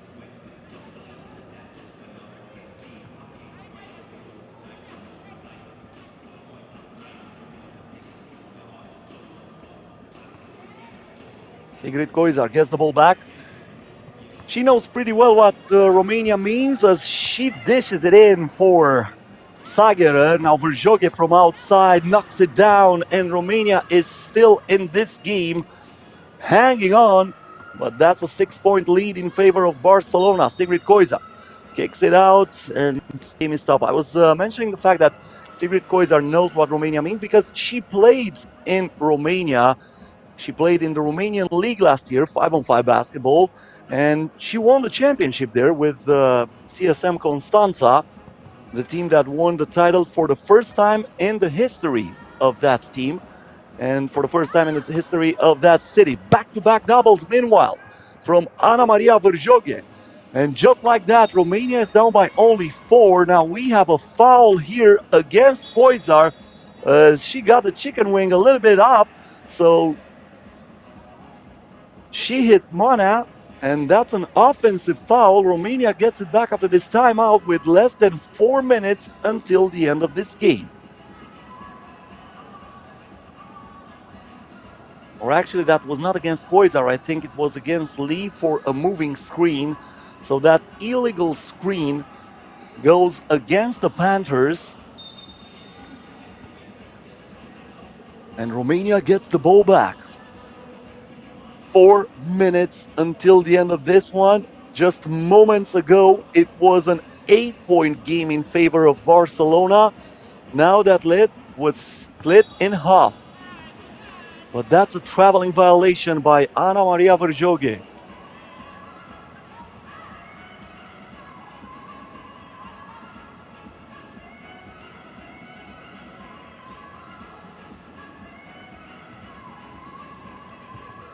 Koizar, defended by Popescu. Sagerer sets the screen. Koizar all the way to the bucket. Now Mana to Popescu.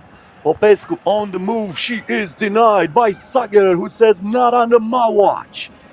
And now Sagerer is found in the paint. Good pass by Koizar. Sonia Kim. This is the shot. Sagerer here. Koizar fouled by Carla Popescu. Romania still with two more fouls to give, so that's not a huge issue here.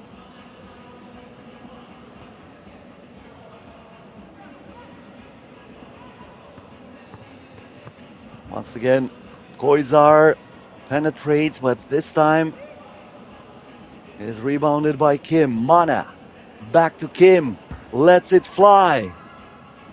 It goes in and out, and Koizar tracks down the rebound.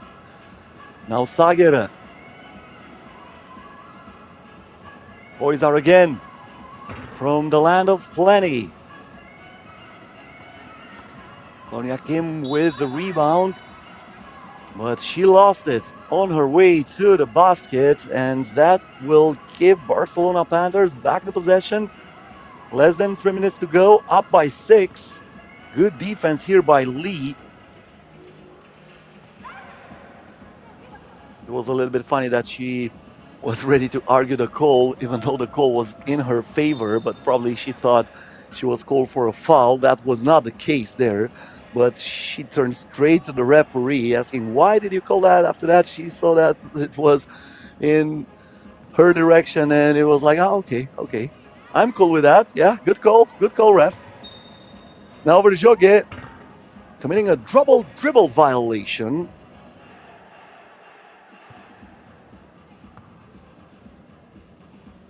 Sonia Kim checks back into the game.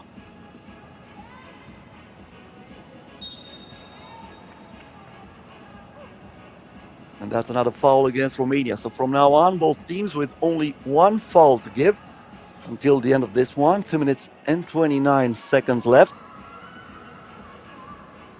Sagerer. Lee. Back to Sagerer, who drives on the left hand, protects the ball. Lee gets the rebound, but cannot finish. And thanks to Verjoge, Kim is now in the possession. Kim for 2. Not this time. Sagerer. And that's a foul against Kim. She's playing in the South Korean League for the last few years, coming to Romania during the summer.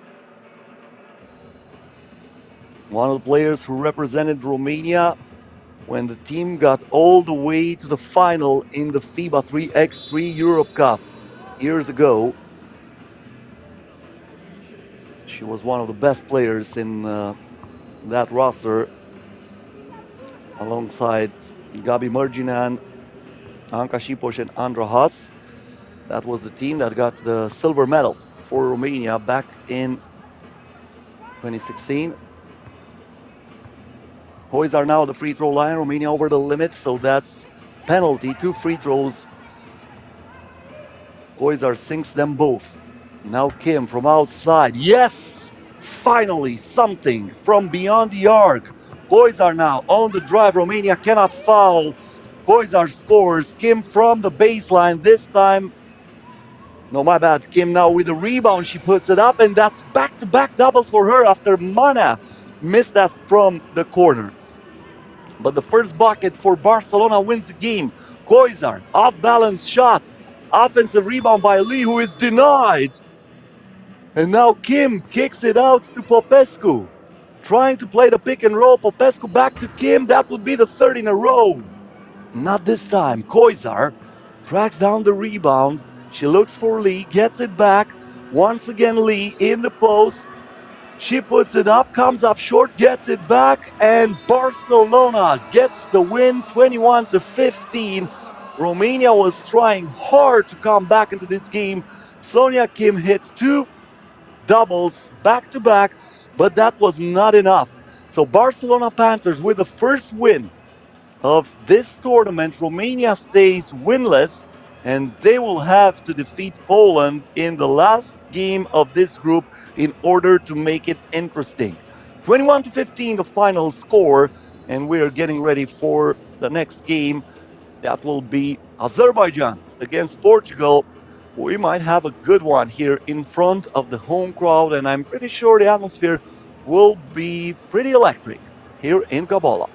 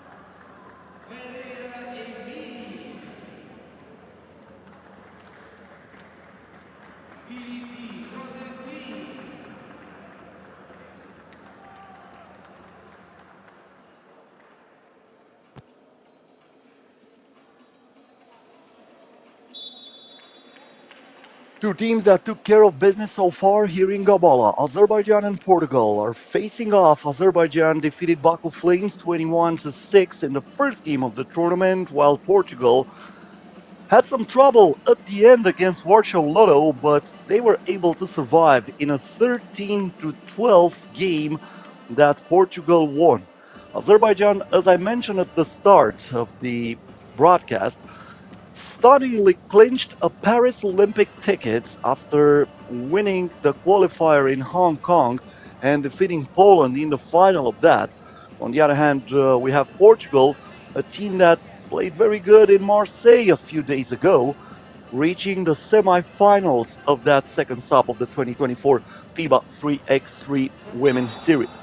Joanna Soeiro was red hot during that competition, did not show that much during the game against Warsaw LOTTO, but she has plenty of time to bounce back, especially in this important game. The first shot was missed by Marcia da Costa, and Azerbaijan was fighting for the rebound.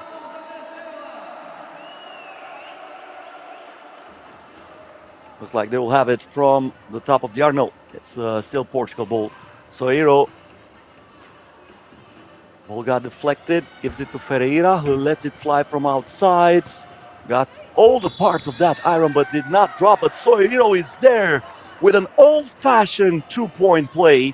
If she knocks down the free throw, of course, but she was able to survive the contact and now goes to the free throw line for an additional shot.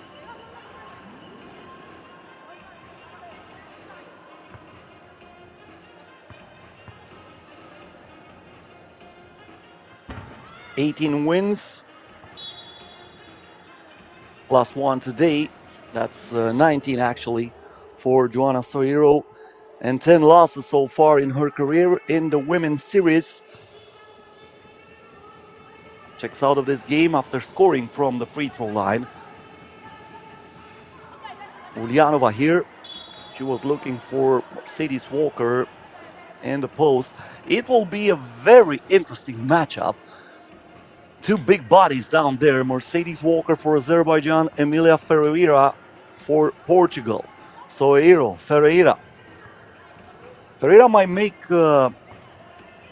Mercedes Walker run a lot in order to stay next to her because she can score from outside if she is wide open. Look at Mercedes Walker. She's close to Ferreira. She knows that, so the scouting was there for Azerbaijan.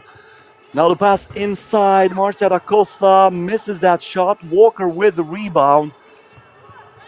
Deniskina, I think she was looking for Ulyanova, but they were not on the same page when that play came on. Now Soeiro from outside.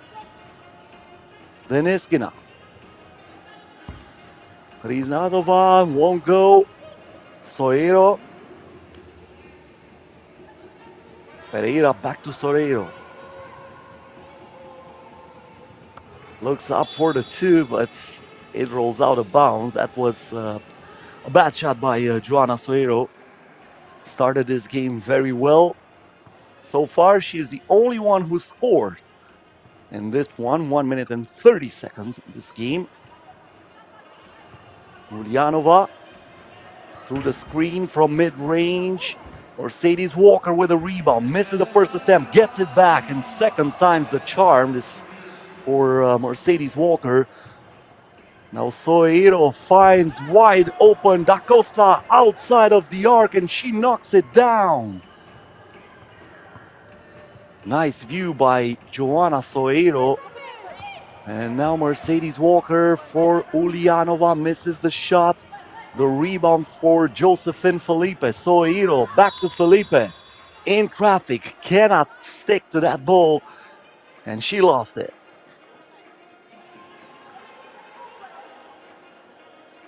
I think she slipped.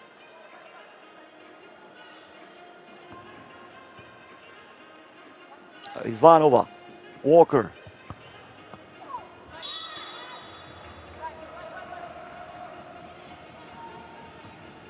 That's going to be Portugal ball. It was dropped out of bounds by Dina Ulyanova. Pereira almost got that down. Gets it back here from Soreiro. Ferreira on the drive. Misses another shot. Walker rebounds it. And now Ferreira.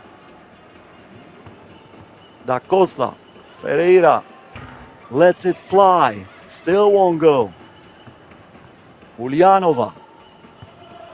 Walker turns, fires, misses the shot. Da Costa with a rebound. The crossover against Ulyanova, stops, pops, but that's it. The shot was way off. Ulyanova again, and this time will put it into the net. Ferreira from outside, yes! Huge two-pointer for Portugal, who's up by 4, and that's an offensive foul against Mercedes Walker, who pushed her opponent. 6 minutes and 50 seconds left until the end of this game. That's the offensive foul called moments ago against Mercedes Walker. The crowd did not like it. Neither did Walker.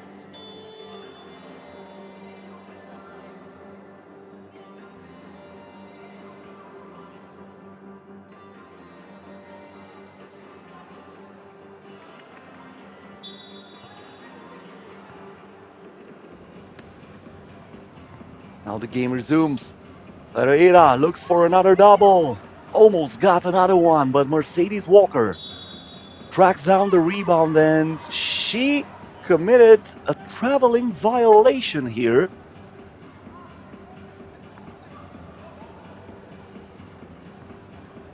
Portugal by 4. Soeiro with the ball. Intercepted by Ulyanova, who dishes it inside, and Walker executes that easily. Soeiro, the bounce pass, nicely done, and Da Costa gives the bucket for Portugal. Walker, nothing you can do against that. That was a power move by Mercedes Walker, who went through Josephine Felipe, and the foul was not enough to keep her away from the bucket. And one for Mercedes Walker. Additional free throw that goes in. And the interception by Ulyanova gives the ball inside to Walker, who scores again on the right-hand hook shot. Mercedes Walker is cooking right now. Soeiro misses the reverse layup. And now we have a jump ball that will give Azerbaijan another possession.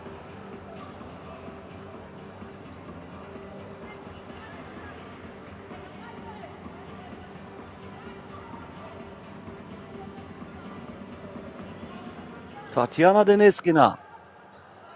Ulyanova. Back to Deniskina. And that's another foul committed by Portugal.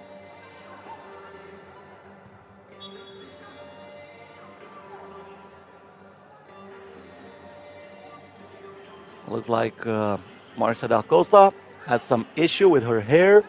The refs invited her to check out of the game and fix that problem. Now Deniskina lets it fly. Ferreira with the rebound. Portugal still up by 1.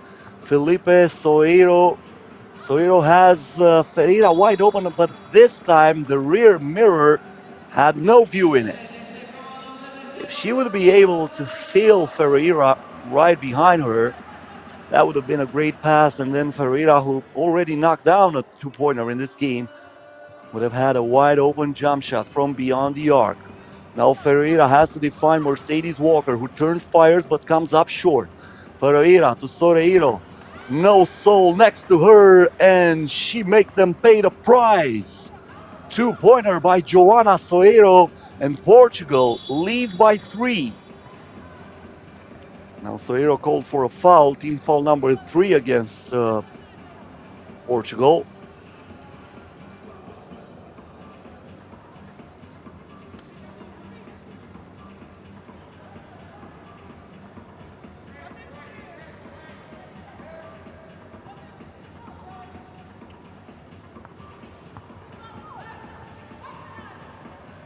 Ball intercepted here by Da Costa, who wants the double. Walker with the board. Deniskina uses that screen perfectly to get a two-pointer wide open, but she cannot hit. Pereira back to Da Costa, who was pushed on the layup. And she'll head to the free throw line for one shot.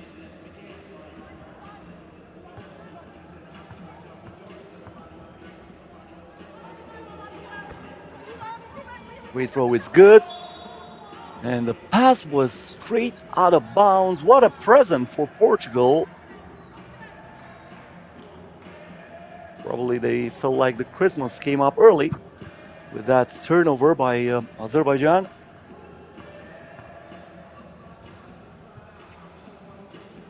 Soeiro, Ferreira for two. Yes, again! That's the second two-pointer by Emila Ferreira, who will keep Mercedes Walker to come up to defend her from now on. But Ferreira scores from the inside, now defending Mercedes Walker, who gets the easy finish.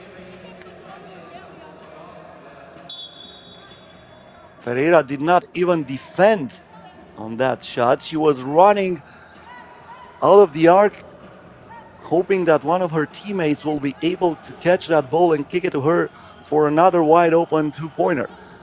A technical foul warning is awarded to Joana Soeiro, who contested the call moments ago.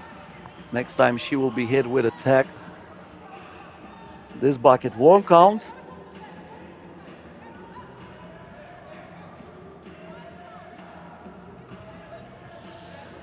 She was fouled, but not in the act of shooting. Soeiro, once again looking to find something open, kicks it out. Felipe wide open for two. This time it rims out, but Da Costa is there to give Portugal another chance. Still won't go. Da Costa gets the rebound, and now she has an open lane straight to the bucket. Deniskina for two. Rebound goes to Marcia Da Costa. Soeiro lets it fly. Deniskina with the board. Pass inside to Ulyanova. No problem for that. And now the lob pass is a little bit too long, and the possession will be awarded to Azerbaijan after this timeout. So Azerbaijan up by 6 with 3 minutes and 23 seconds left until the end of this game. Once again, keep in mind these two teams undefeated so far in the tournament. Azerbaijan won 21-6 against Baku Flames, and after seeing Baku Flames playing, I don't think Portugal will have too many problems of defeating them. So basically, if Portugal wins this one, they are 99% sure they will finish first in this group and they will qualify straight for the semifinals. The competition should resume tomorrow at 5 p.m. local time.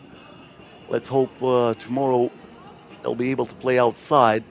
Today, the competition was delayed for 3 hours due to rain, and finally, the organizers decided to move everything inside because the bad weather made it impossible for them to start this tournament as they wished outside here in Gabala. Now we have a foul against Azerbaijan. Portugal will retain possession from the top of the arc. Emilia Ferreira. Marcia Da Costa. That's another foul. But this one was a tactical one because I think Rizvanova realized she did not have any chance to catch her opponent. So she realized that Azerbaijan still has a foul to give, and he used that in order to prevail the bucket. Missed shot from Ferreira. Walker. And a foul underneath the basket. That's against Ferreira. Or is it against Ulyanova? No, I think that was against Ferreira, and Azerbaijan will have it from the top of the arc.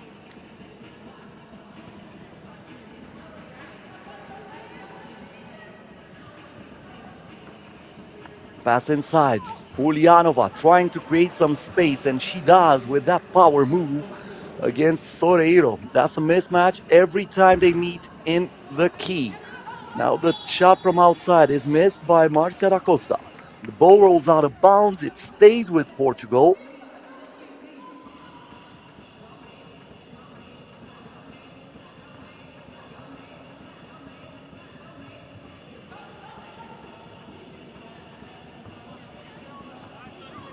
Da Costa, nice play. Watch out for your ankles. One of the most spectacular plays that you will witness today here in Gabala, as Marcia da Costa invited her opponents to dance, but looks like she did not know the steps.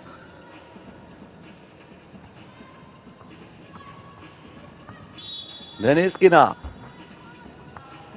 Soreiro is called for a foul, team foul number 5 against Portugal.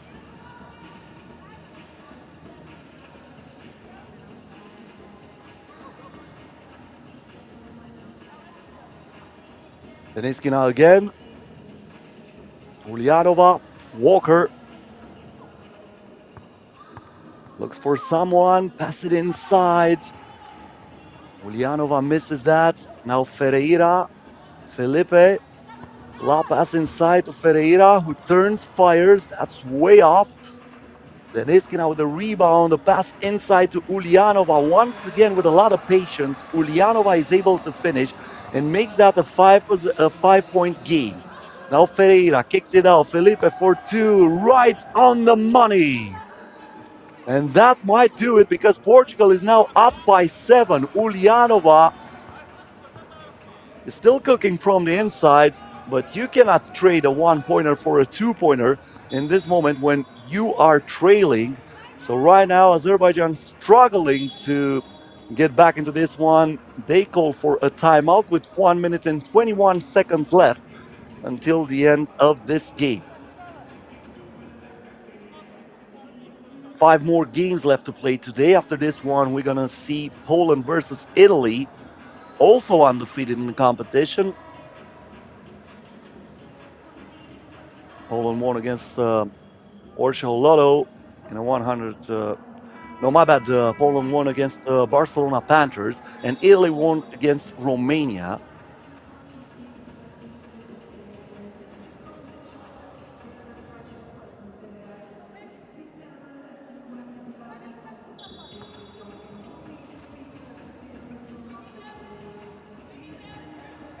Deniskina from mid-range. That won't go.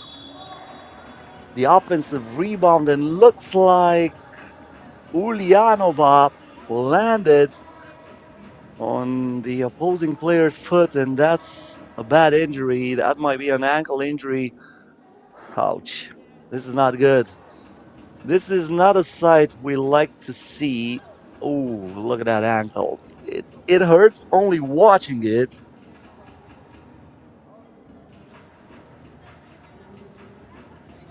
A lot of time, injuries like this are tournament ending injuries, and this is huge in a 3x3 tournament because when you are one player down, you have no substitution, so you play short-handed.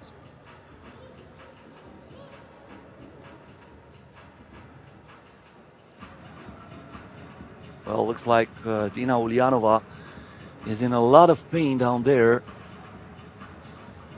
She gets some help to breathe a little bit more easily by Josephine Felipe, who's waving that towel.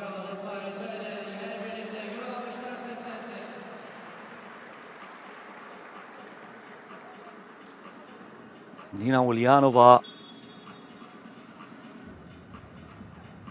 currently the most experienced player on this Azerbaijani team. 55 games played in the women's series. This is her 56th, but unfortunately, this is an unlucky one.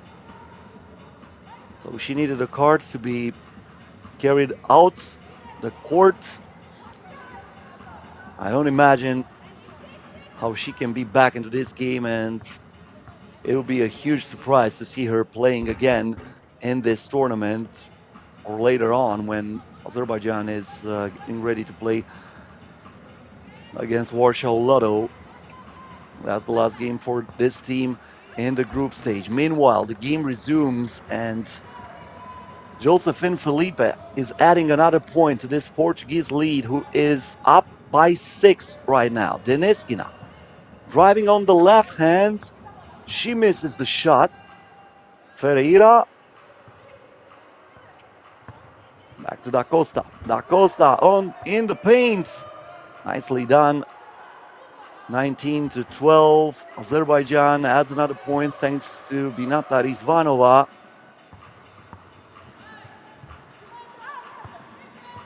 Rizvanova here with the rebound. Deneskina wide open from outside. That won't go. Da Costa knocks it down, and Portugal wins it. 21-13, the final score. Portugal stays undefeated in the competition. And as I mentioned before, I think it's pretty safe to say that they're going to win this group because they only have Baku Flames to play against. Baku Flames, a team that was defeated 21-6 by Azerbaijan and 21-5 against Warsaw LOTTO.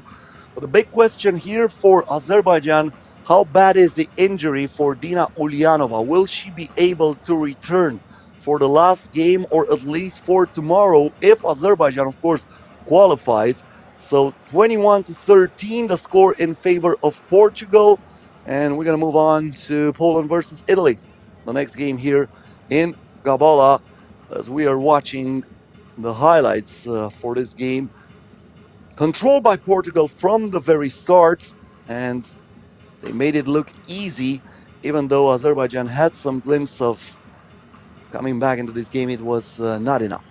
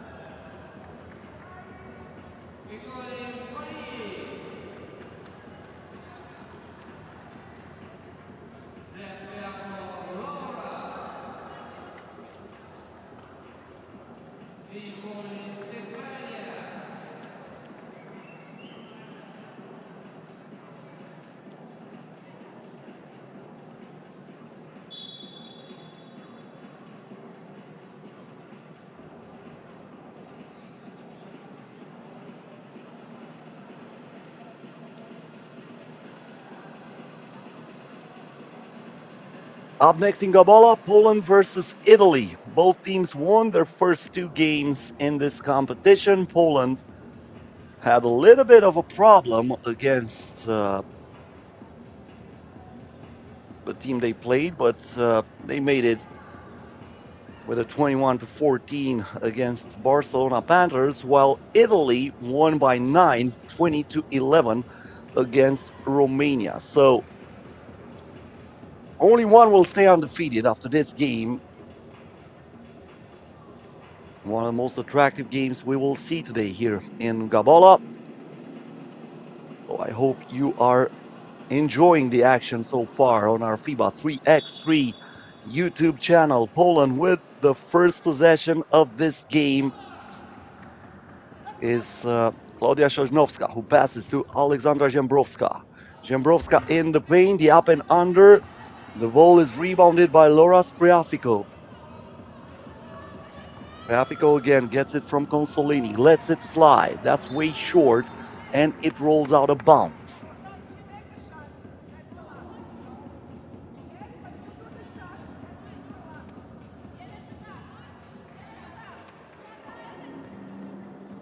Morawiec with a fresh shot clock. Pawlowska, the pass inside, but it was lost here by Klaudia Sosnowska.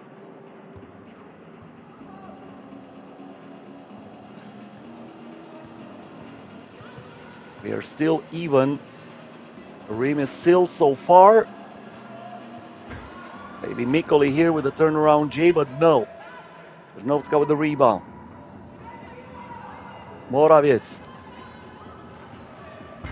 wants the double. That won't go.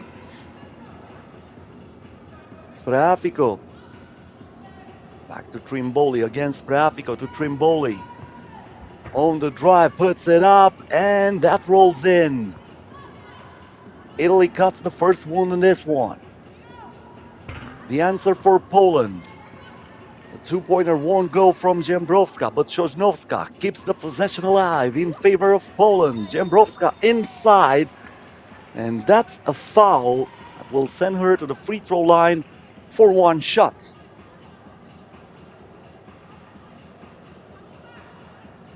Oh, looks like that was not in the act of shooting. That's what the refs are saying. Or actually, that was not a foul because the shot clock did not reset. I thought they were going to call a foul, but no. Poland missed that shot, and now Consolini with a chance for Italy, but she got her pockets picked off.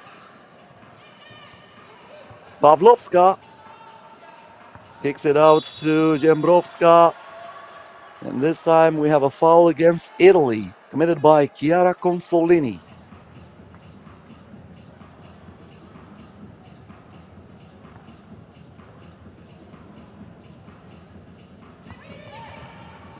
Good pass by Sosnowska. Zembrowska turns, misses that shot. Spriafico through the screen, lets it fly. Mid-range J, won't go.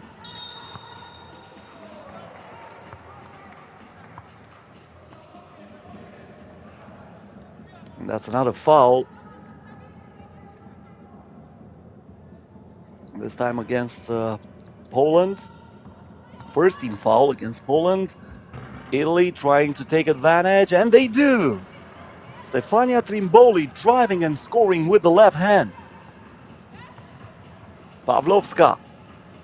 The step back, the double, the miss, the offensive rebound by Sosnowska, and the putback. Poland with the first bucket in this one. 2-1 in favor of Italy. Now Mikoli misses that shot. Rebound by Morawiec. Sosnowska. Pawlowska back to Sosnowska in the paint. No good. The rebound for Chiara Consolini. Step back from outside by Trimboli. My bad. Trimboli was the one who shot after the defensive rebound. Then Trimboli again looking for an opening, and she has the boulevard all but for herself. This time, no rotation on the defense for Poland, and Italy is up by 2. Step back here, nothing but net from Aldona Morawiec, and just like that, Poland ties the game at 3. Spreafico. Foul by Morawiec. So we are tied at 6 minutes and 55 seconds left until the end of this game. Once again, keep in mind this is stop number 3 in the FIBA 3x3 Women's Series after the first two were held in Springfield, Massachusetts. That one was won by Canada, who started where they left. Canada winning the 2023 World Series final in Ulaanbaatar in Mongolia last year. And then the second stop a few days ago in France, in Marseille, where France defeated the home soil and won for the first time in 2024. Spreafico now, after the timeout, the step back, the J from outside. The ball did not touch the rim, so the shot clock did not reset. They have to put it up, and the prayer is answered. Right on the money is Chiara Consolini, who gives Italy a 1-point lead, and now we have a foul against Italy, team foul number 2.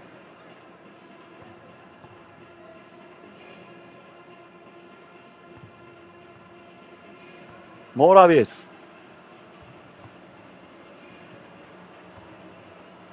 gets it back here. She has some space. Try to use that for a 2-pointer. Offensive rebound by Jębrowska, who is hacked on the way to the rim, and she will head to the free throw line for one shot.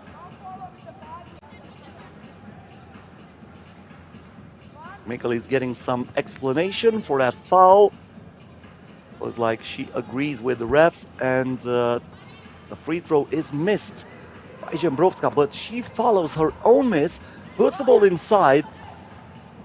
Bad miss by Klaudia Sosnowska. She was almost wide open there. Mikoli.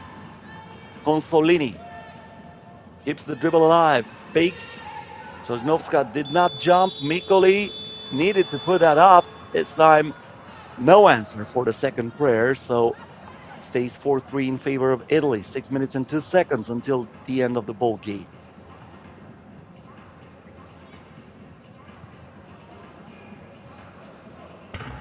Two-point attempt here by Klaudia Sosnowska. Rebound for Italy, and that is a foul called against Anna Pavlovska, who says she got hit.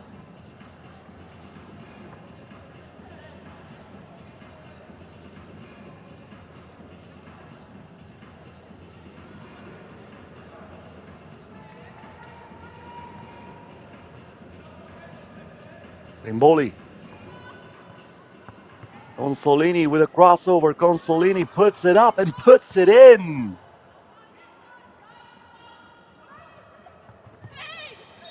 Good pass here, and it goes down, plus the foul. Klaudia Sosnowska heading to the free throw line for a possible 2-point play after absorbing the contact and scoring the bucket in favor of Poland. She misses the shot though, so Italy keeps a 1-point advantage. 5 minutes and 36 seconds until the end of this one. Spreafico. Consolini. The handoff to Trimboli. Trimboli trying to play some ISO basketball, but the shot was way short. Good give and go, but look at that block. Chiara Consolini acting like the Minister of Defense, saying not out of my watch, and now with a spin all the way to the bucket. She is working double shift today, defense and offense. 6-4 in favor of Italy. The lob pass inside. Easy finish, but won't go from Alexandra Jębrowska. The 2-pointer is still no good. Jębrowska has to put it up off 1 foot. Italy comes down with it. It was Trimboli, and now an offensive foul as Trimboli was trying to clear the way for Laura Spreafico. This is what Andrada Zender is actually explaining to her, one of the referees in this game. Poland should have it from the top of the arc, and they do. Aleksandra Zembrowska here. The backdoor pass by Sosnowska. The tough shot plus the foul. Anna Pawlowska scores for Poland, who once again has the chance to tie it, this time at 6.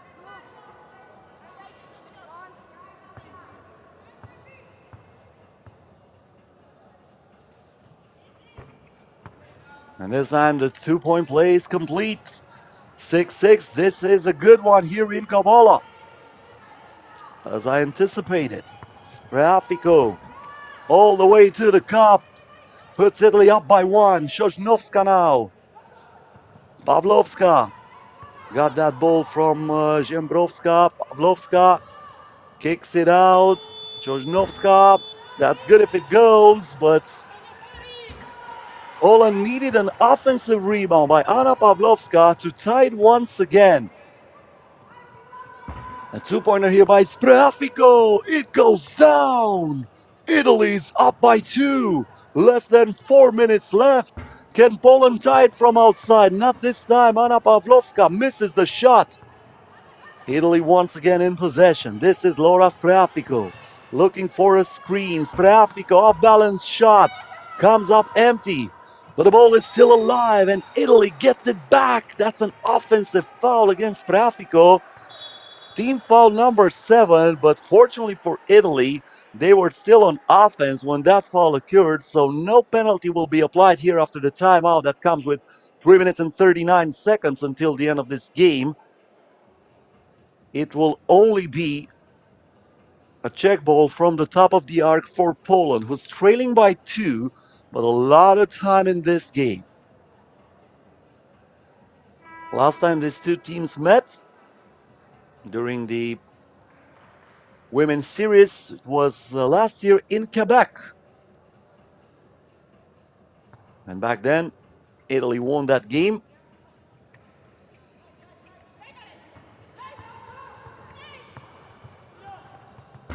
Now the shot from mid-range bounces off. And we have another foul. The question is against who? Against Poland. Because if that would have been against Italy, it would have meant this time 2 free throws for Poland. This is not the case. Consolini. The ball inside to Spreafico. Off balance shot. It rims out. Once again Spreafico, and this time wide open, knocks it down.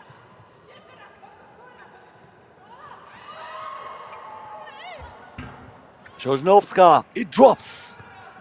1 possession ball game. 3 minutes and 5 seconds left. Consolini. The crossover, the spin, the fade away, and nothing but net for Chiara Consolini. Are you kidding me? This is the nastiest move I've witnessed today. We're going to need a replay for that, and we're going to need some oxygen because that was breathtaking.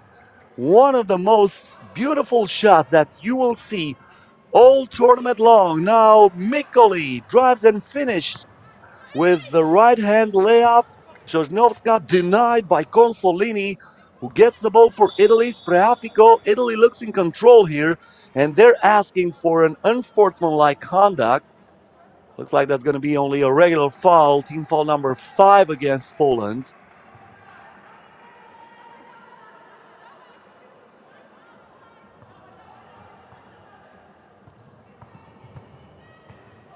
Consolini. He goes hard to the net and gets another point for Italy. Pawlowska steps out of bounds. That's another turnover. Poland lost it again.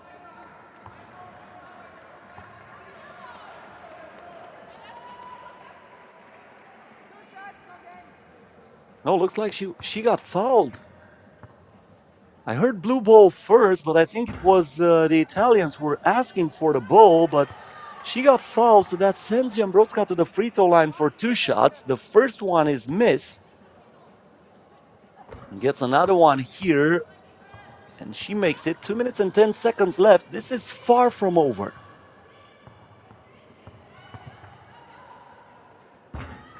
Tough shot here by Consolini. Won't go.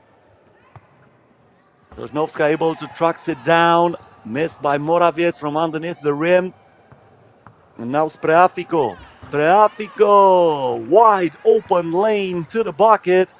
Easy finish. Italy up by 5 again. Jębrowska gets it back here. Finishes with a left hand layup.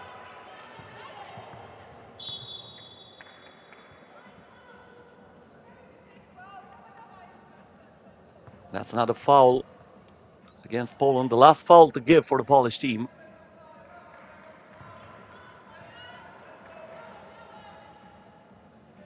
Trimboli now will get the ball here. Keeps the dribble alive. Pass outside, Mikoli for 2. No. Ball goes straight into Pawlowska's hands. Morawiec. Pawlowska again. From way outside. It got the rim twice. 1 minute left. Italy with the ball. Laura Spreafico. Mikoli for 2. Yes. Money in the bank for Maria Mikoli, and Italy is up by 6 points with 54 seconds left. We have a problem with the board here. The game is stopped for a little bit until this technical issue is fixed. Looks like it is working now.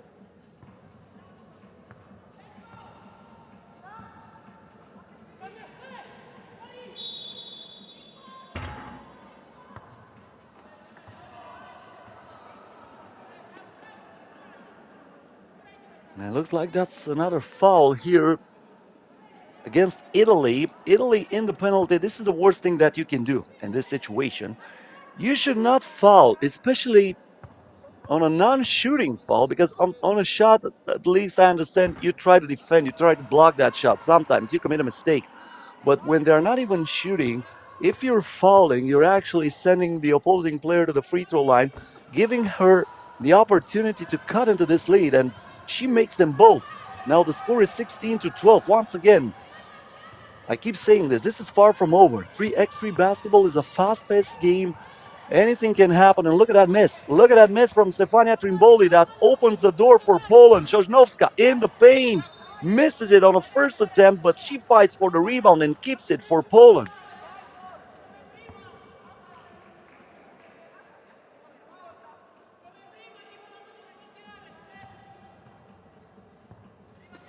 Pawlowska again will have it from the top of the arc.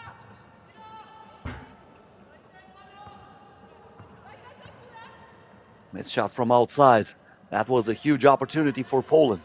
Stays 16-12 in favor of Italy. Consolini from the baseline. Way too strong. 7 seconds left. A two-pointer here would be huge, and it is knocked down by Aldona Morawiec. But Poland cannot foul, and Italy escapes with a 16-14 win. That bucket will not count, but a 16-14 win for Italy, who stays undefeated in the competition and gives Poland the first L here in Gabala. And with that, we conclude the second session for today's tournament. One session to go.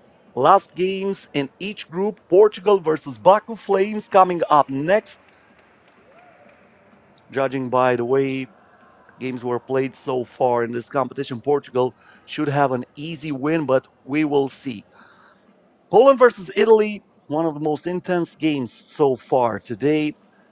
Italy wins it 16-14 at the end. Here are the highlights for this game. So Italy stays undefeated, and they will try to win this group after they will play against Barcelona Panthers later on. That will not be an easy game. Barcelona Panthers defeated Romania. So if Barcelona Panthers wins against Italy, it might get even more interesting, especially if Poland wins against Romania, then we will have 3 teams with the same number of wins and the same number of losses. So the team that qualifies automatically for the semifinal, getting a quarterfinals bye, will be decided based on who scored more points in this tournament. And so far, Poland, my bad, scored 21 against Barcelona Panthers and 14 now against Italy. And Italy had 20 against Romania and 16 now against Poland. So coming up next, Portugal versus Baku Flames. Stay right here where you are. We're going to be back in a few moments on the FIBA 3x3 YouTube channel. Dostlar növbəti oyun artıq başlanacaq. Portuqaliya və Baku Flames komandaları arasında başladı. Bu iki komandamıza görə alışlarla gəlib bərabərdə olan və ilk olaraq Türkiyədəki Portuqaliya milli komandası daxil olacaq və ödəyə dəvət edib. Silva da Costa, Marcia Patricia.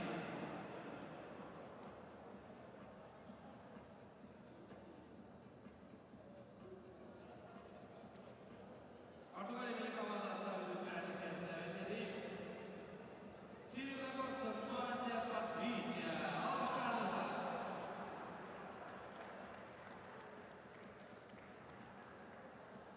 Matias Soyero, Joana Carolina. Ferreira Emilia. Filipe Josefino.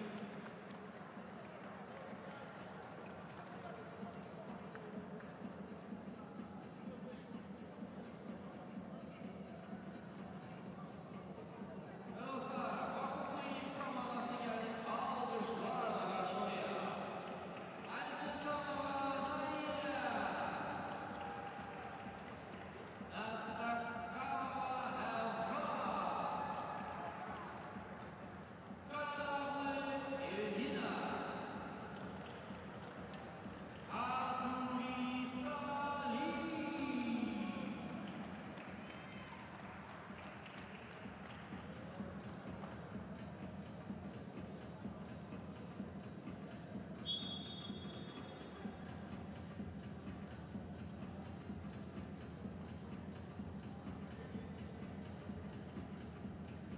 Next game here in Gabala is Portugal versus Baku Flames, a game that gives Portugal the first chance. Heavy favorites, especially after starting this tournament with a 13-12 win against Warsaw LOTTO, continued with a win against Azerbaijan, 21-13 in favor of Portugal here on the Azerbaijani soil in Gabala. On the other hand, Baku Flames lost the first game of the tournament against Azerbaijan, 21-6, and then they lost 21-5 against Warsaw LOTTO. That's why everybody considers Portugal as the team that will easily win this one. But we'll have to wait and see. Nothing is decided until a team reaches 21 points or until the 10-minute mark of every game. First bucket of this one comes from Amelia Ferreira. Easy finish for her. This is Salia Curry. Intercepted by Marcia da Costa, who lets it fly from outside, gets back the offensive rebound. Still no good, but Portugal keeps the possession. Another two-pointer, another miss. So far, Baku Flames unable to rebound. And finally, they pay the price. Amelia Ferreira with another point in favor of Portugal.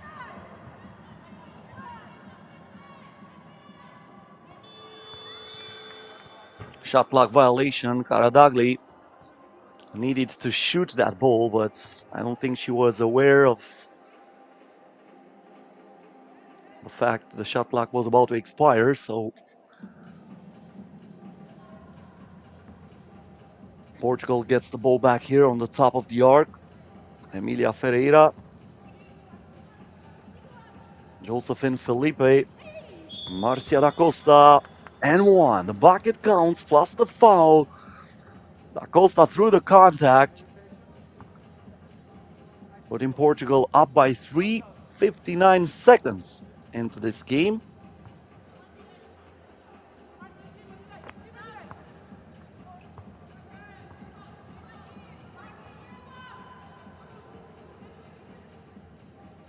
This might be a jump ball.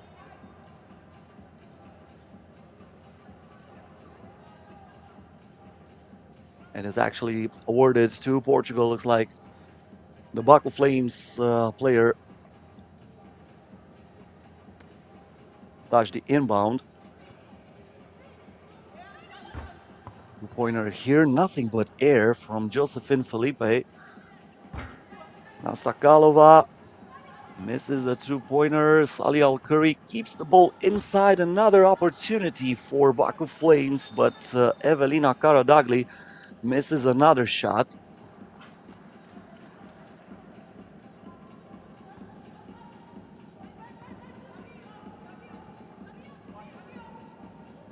Joanna Soeiro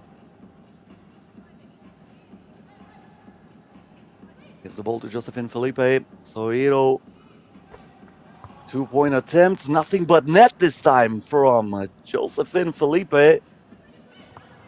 The answer won't go for Baku Flames. Soeiro gives it inside, nicely done, but unfortunately for her, Marcia da Costa cannot convert that into an assist.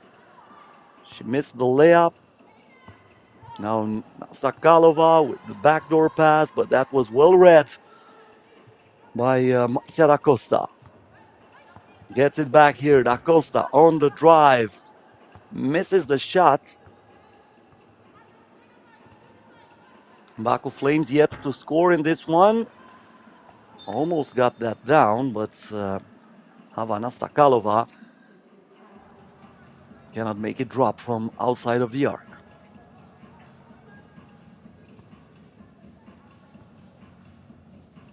Soeiro. Da Costa. Emilia Ferreira from outside straight into the hoop.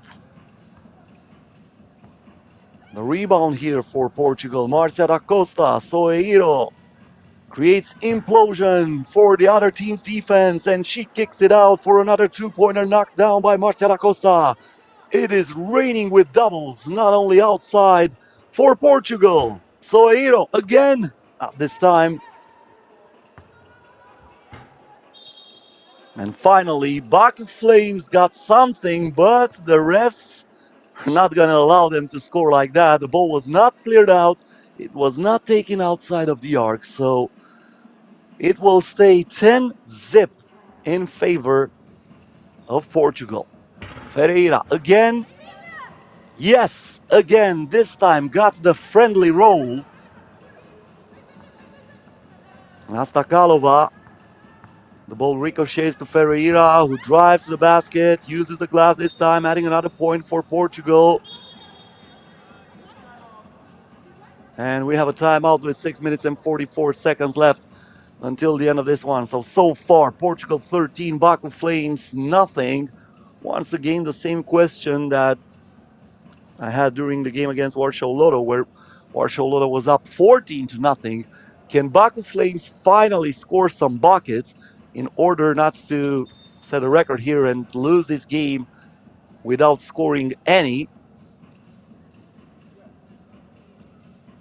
Hard reality check for the Baku Flames team.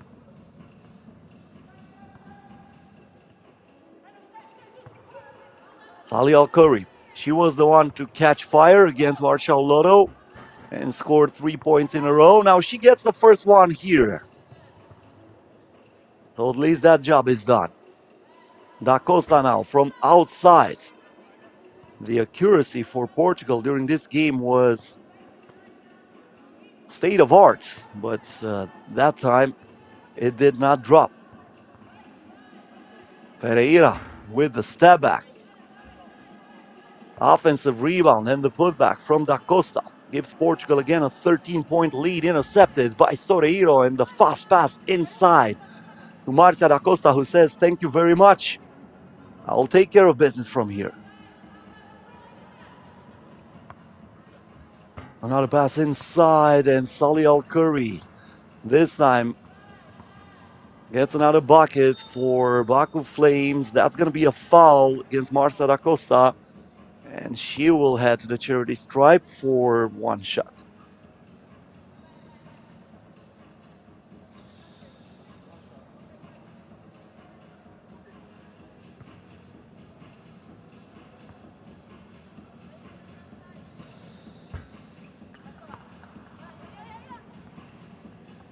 Got the friendly roll. 16-2 in favor of Portugal, and that's a turnover for Baku Flames.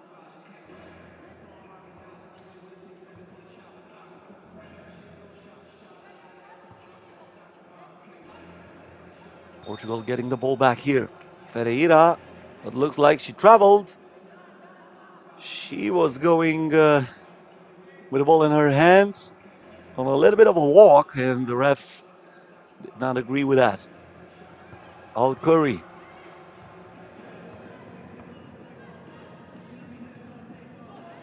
Tough shot there with the left hand. Rebounded by Marcia da Costa. Soeiro here. Back to Ferreira. Ferreira drives to the bucket, and she draws the foul. She'll head to the free throw line for another shot in favor of Portugal. As I mentioned before, Portugal trying to stay undefeated and trying to finish first in this Group A. That would mean Portugal will automatically qualify for the semi-final.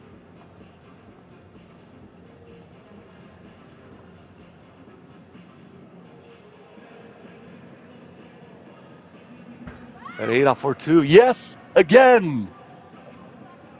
18-2.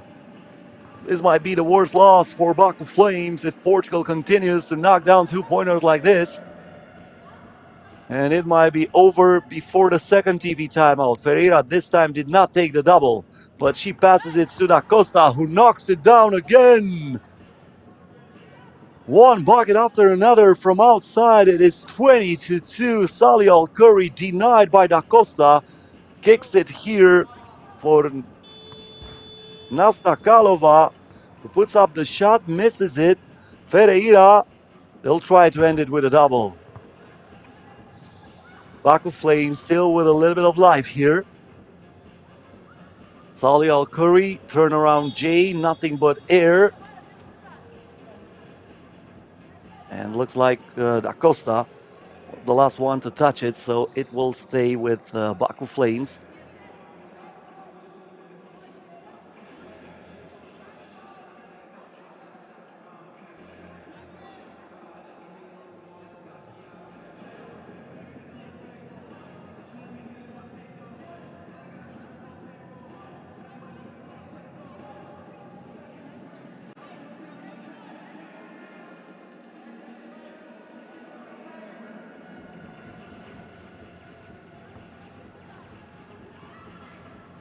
Havana Stakalova lets it fly with 1 second left on the shot clock.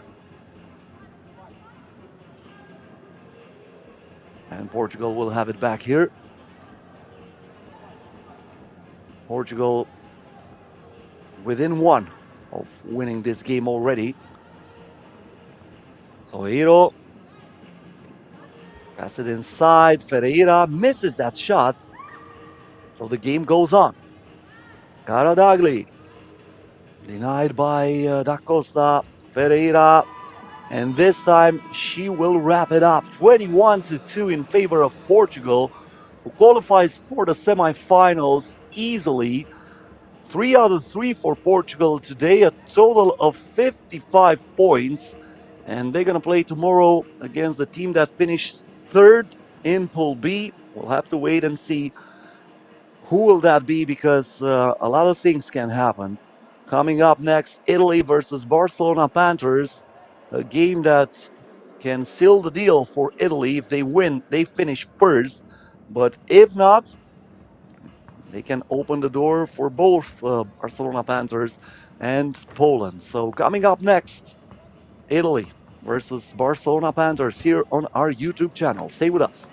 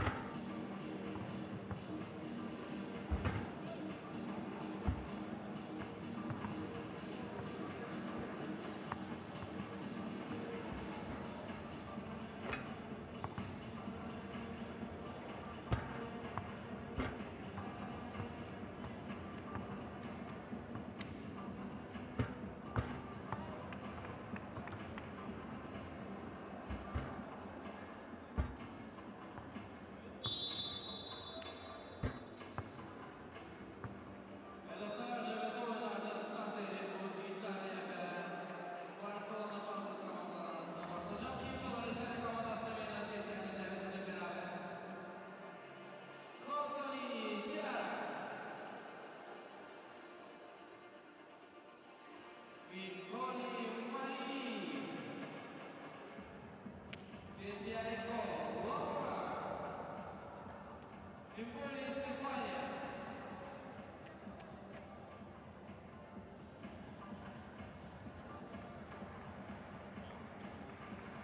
comanda, Barcelona Panthers.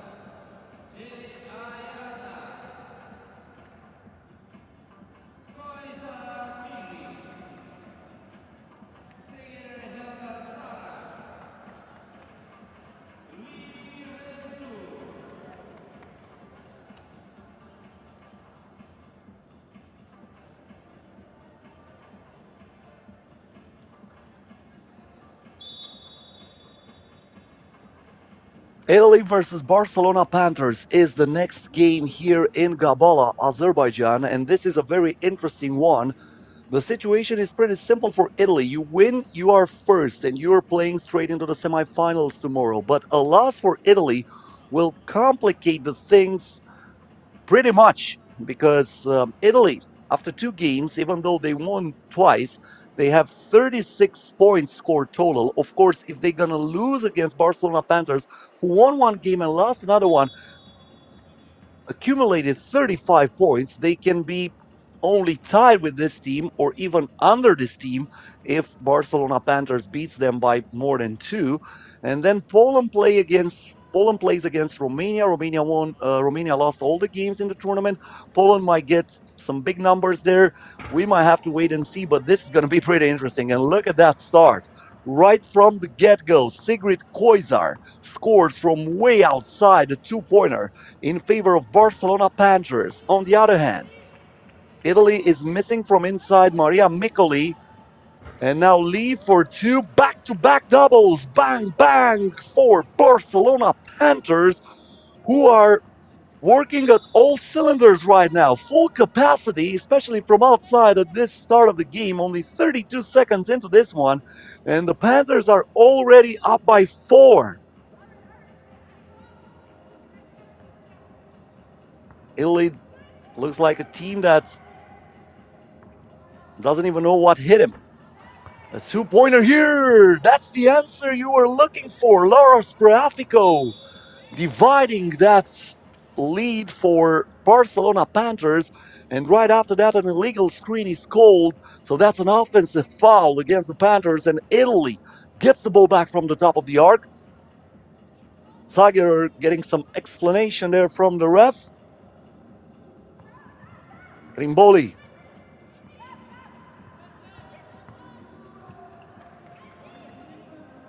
That was a screen, and looks like the ball is deflected out of bounds, but it will stay with Italy. Only 2 seconds left on the shot clock, so Laura Spreafico needs to find something fast. But in 2 seconds, you can dribble the ball. You have plenty of time. Spreafico has plenty of experience, but that also applies to Sagerer, who denies that shot. And now Sagerer driving to the cup. Spreafico with the rebound. Gives the ball here to Trimboli. And after this collide, we have an offensive foul against Italy.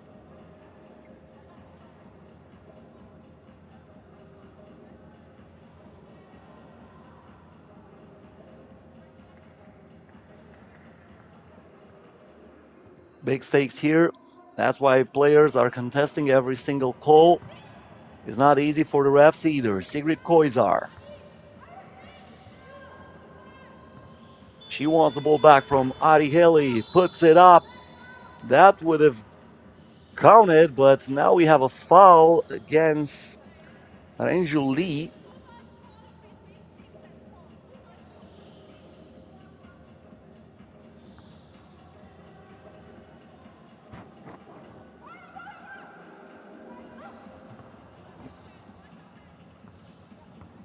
Trimboli, Consolini. Defended by Heli. Consolini, now you see me, now you don't. And she puts the ball into the net. 1 point ball game. Heli. Koizar. Nice spin, stops, pops, and drops. Sigrid Koizar giving Barcelona a 2 point lead again. Consolini. Defended by Koizar. Consolini from mid-range after creating the separation she wanted. Now Koizar with the rebound, puts it inside to Lee. The defense by Spreafico doesn't let Lee to rise, and looks like she's limping a little bit. Checking out of the game, letting Sara Sagerer come back into this one. Sigrid Koizar here to Sagerer, but that was really congested. Very hard to receive that pass. Now Spreafico for two, ties it at 5. Just like that, it goes in. Laura Spreafico makes it a tight ball game.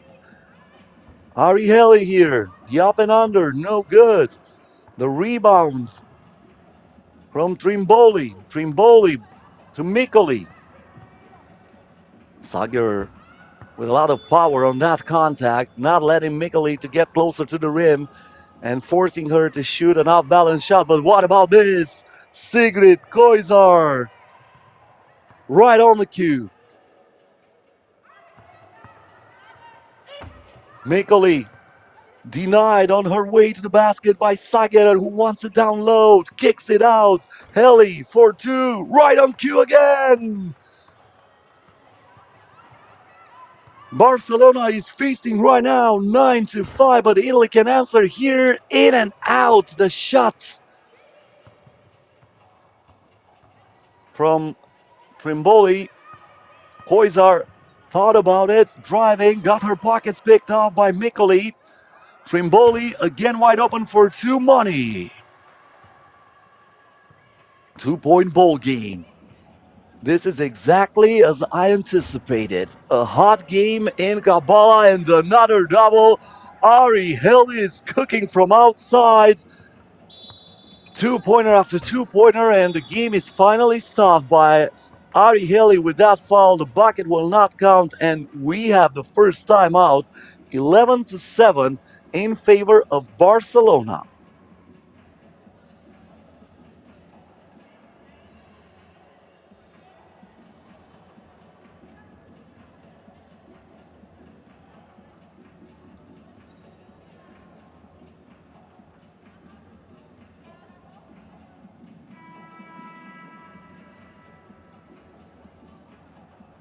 So the game will resume here after this quick break.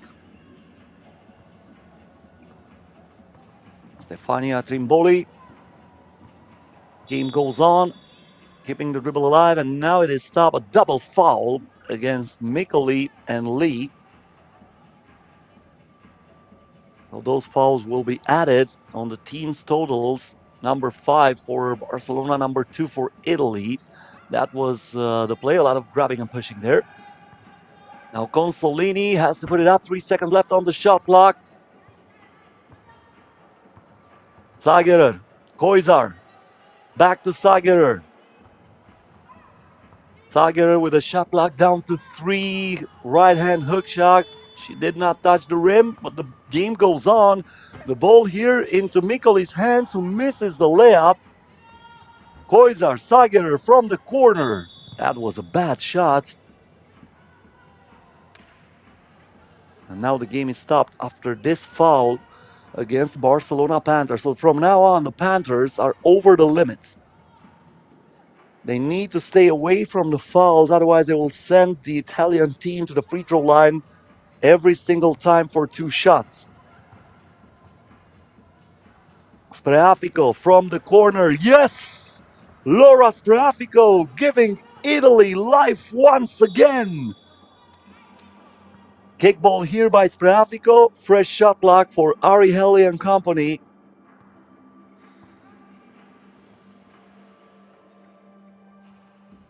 Koizar.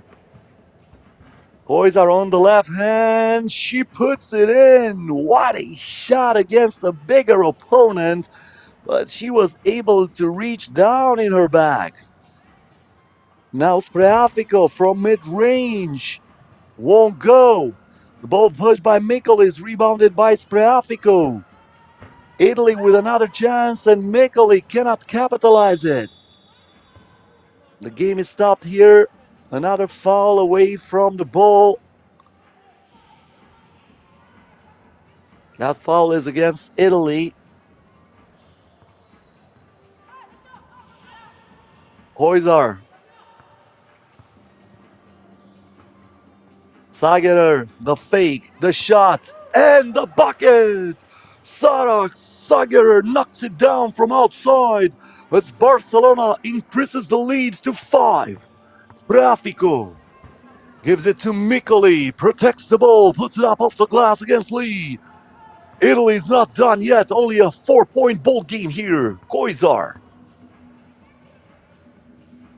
The turn, the shot, and the miss by Sagerer. Rebound from Trimboli, and the putback here. Good pass for Mikoli, who was cutting through the defense perfectly. Koizar finds Lee in the post. She gets to work back to Koizar, and that looked like a traveling violation, and the refs are calling it. Koizar was not able to control that ball the way she wanted.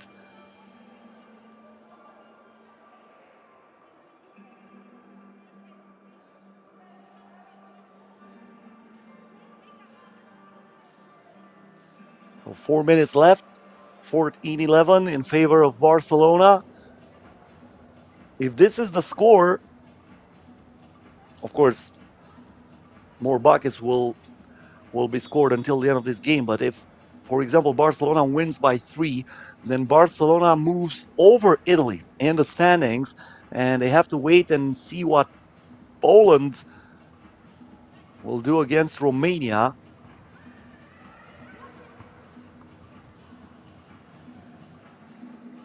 Now Consolini with a lot of space, but that won't go. Sagerer. Heli lets it fly.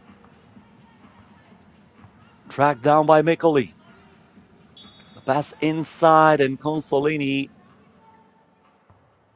not able to keep her balance there in order to save that ball. Was not the best pass. So the Panthers are once again in possession. Ari Heli. Koizar with a head fake. Koizar back to Heli. She lets it go, and the ball is rebounded by Mikoli, who spins, finds an open lane, but there is Koizar, who contests the shot, and yet another miss by Laura Spreafico. Koizar here. And that's an illegal screen. So another foul against Barcelona, but the foul is on offense this time, so no penalty will be applied, even though that is the 7th team foul against the Spanish team. Now Trimboli misses the shot, but there is Mikoli with a putback, and this is a one-possession ball game. Buckle your seatbelts, ladies and gentlemen. This might be very interesting. Look at Koizar. Kicks it out to Heli. Lets it fly. Finds the bottom of the nest. Ari Heli with a 2. Barcelona up by 4. Spreafico. Would have been huge for Italy. Offensive rebound by Trimboli. Italy stays on offense, and Mikoli capitalizes the second chance opportunity. Another 2-pointer. Koizar knocks it down. They are red hot from beyond the arc, and Koizar comes down with it after the Trimboli's miss from outside. This time Koizar's shot won't go. Another 2-pointer. Spreafico. Koizar stepped out of bounds this time. So Barcelona 18, Italy 13. 2 minutes and 7 seconds left. The ball into Stefania Trimboli's hands. Consolini committed a travel as she was trying to start this drive. Looks like she moved the pivot foot. So that's a traveling violation against Italy. Barcelona gets another opportunity here. Sagerer with the spin, puts it up. Won't go, gets back the rebound. Another chance for the Panthers. Sagerer again from Koizar. Sagerer with a hand in her face. Way off. Consolini dribbles it behind the back. Looks for Mikoli. Koizar steals the ball. but she throws it away. And talking about throwing away, look at that bad pass by Trimboli. Big present there for Barcelona Panthers.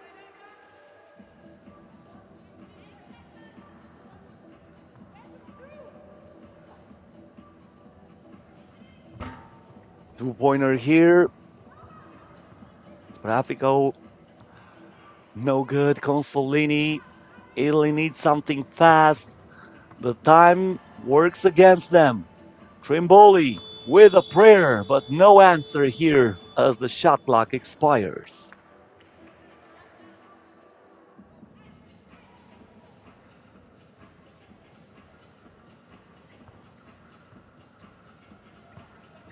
Koizar. Lee with a screen. Arieli lost the dribble.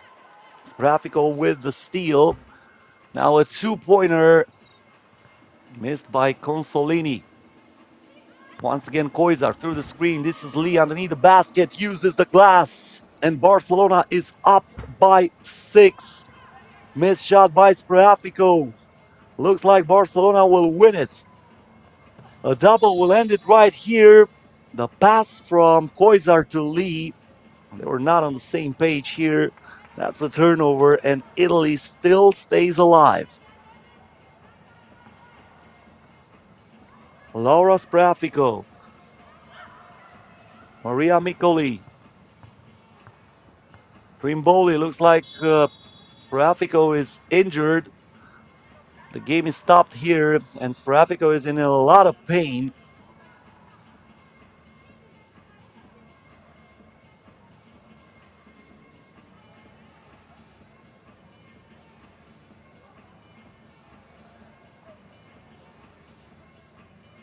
She's going to need to check out of the game. Meanwhile, a foul against Barcelona. Worst thing that you can do in a situation like this. You're up by 6, you're in the penalty. By fouling, you stop the clock and you give the opposing team the chance to add 2 more points. First free throw is good by Stefania Trimboli, and this can be a 2-possession ball game. With 26 seconds left, this is not over.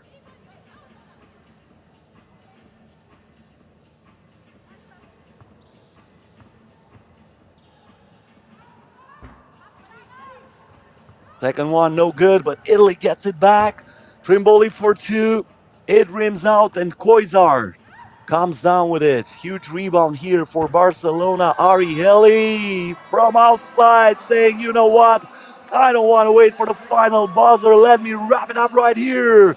And Arieli gives Barcelona a 21-14 win. And that might be enough for Barcelona to win this group. They'll have to wait for the final score in Poland versus Romania, the game that will end this day, because if Poland scores 22 points against Romania, if they win that game and score 22 points against Romania, then Poland finishes first. If Poland scores less than 20, then Barcelona will be the first seed and will advance straight to the semifinals. So Barcelona Panthers defeating Italy after the Arieli two-pointer, and Barcelona Panthers very close of qualifying into the semifinals here in Gabala, Azerbaijan for the third stop of the 2024 FIBA 3x3 Women's Series. 2 more games left for this day. Coming up next, Warsaw Lotto against Azerbaijan in Group A.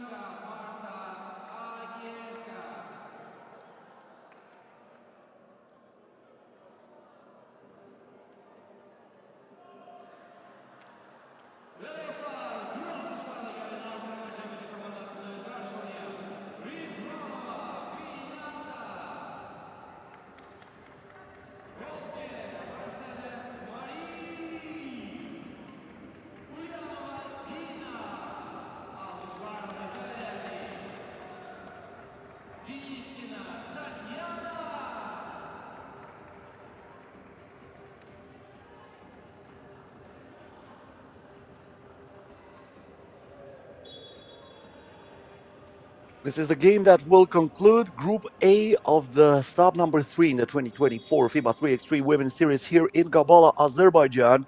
Azerbaijan trying to defend the home soil against Warsaw. LOTTO, the equation is pretty simple here. Both teams are qualified for the quarterfinals. Neither of these two teams can win the group after both being defeated by Portugal. The winner of this one finishes second and will take on whoever finishes third in Pool B. We'll have to wait and watch the last game of this first day of the tournament between Romania and Poland because the situation is still complicated there, especially after Barcelona Panthers defeated Italy moments ago and made the things very interesting in Pool B. So, this game between two teams already qualified for the quarterfinals, but whoever wins it finishes second. We don't know yet if that's a good thing or not because we don't know who's going to be second and who's going to be third in Pool B. And which opponent is, at least on the first side, easier to play against tomorrow in the quarterfinals. Azerbaijan trying to attack here. Deniskina got fouled on this play. Keep in mind that Dina Ulyanova got a sprained ankle during the last game, and probably she will not play a minute here in this one. So a short-handed Azerbaijan team is opening the first wound after Mercedes Walker scoring from inside.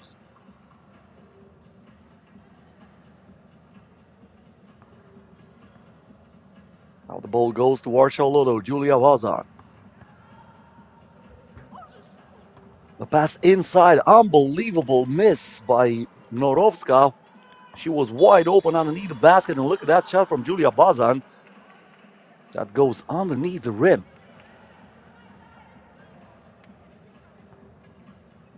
We can see on the right bottom corner of the screen Dina Ulyanova with a tracksuit on, so I'm pretty sure she will not play today. She's trying to give the best advices to her teammates, and Mercedes Walker once again scoring in the post. Right here, the bucket will not count. That was not in the act of shooting. The foul was called on the entry pass.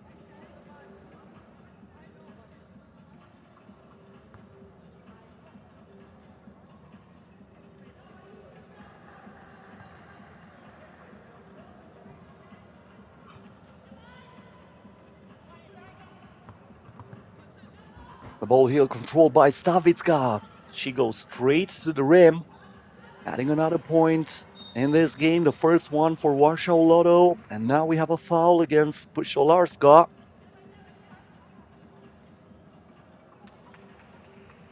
Team foul number 3 already for Warsaw. Only 1 minute into this game. Walker. Back to Deniskina. Going straight to the rim and scores. Bazan. Great crossover here. Good pass. And the finish by Puszolarska. Marta Stavitska creating for her teammate and facilitating the off the glass finish.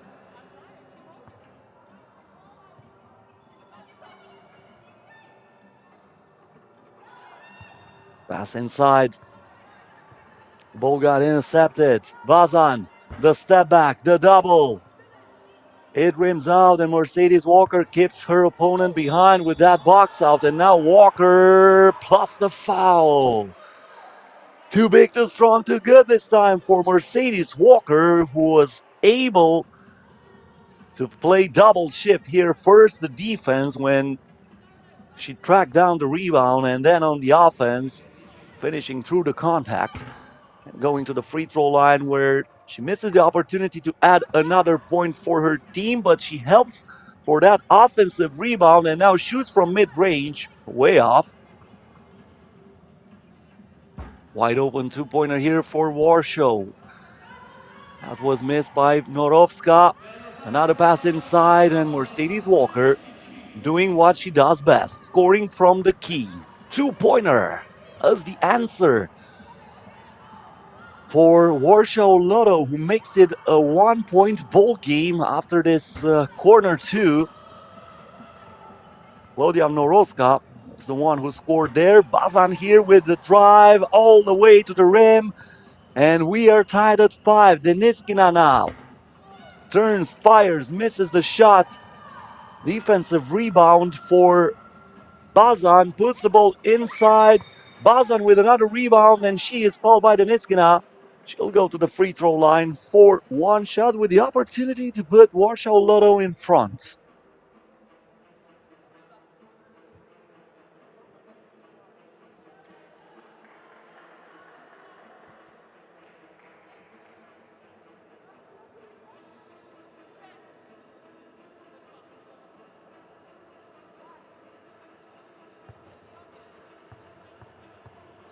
For Julia Bazan at the free throw line. That won't go. Walker with a rebound. Deniskina back to Walker. She rises up, but no good. And Mercedes Walker loses the possession at the end without scoring the point that would have given Azerbaijan a slim lead here over Warsaw Lotto.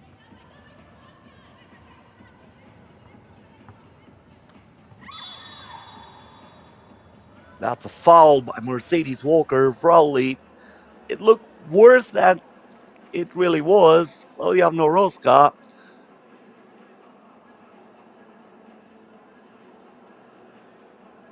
the one who's going to go to the free throw line. She looked like she was electrocuted here. But that was just a body bump from Mercedes Walker.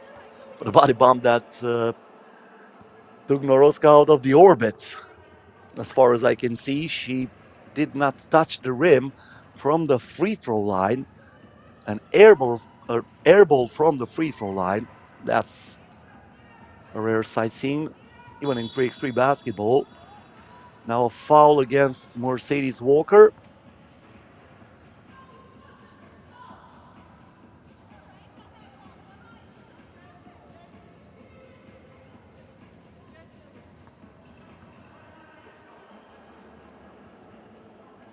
Rizvanova, Deniskina back to Walker. Once again, she misses. The second attempt is good, though. A lot of missed opportunities here for Mercedes Walker in this game. Maybe she's playing a little bit too relaxed. Wide open shot missed by Warsaw Lotto.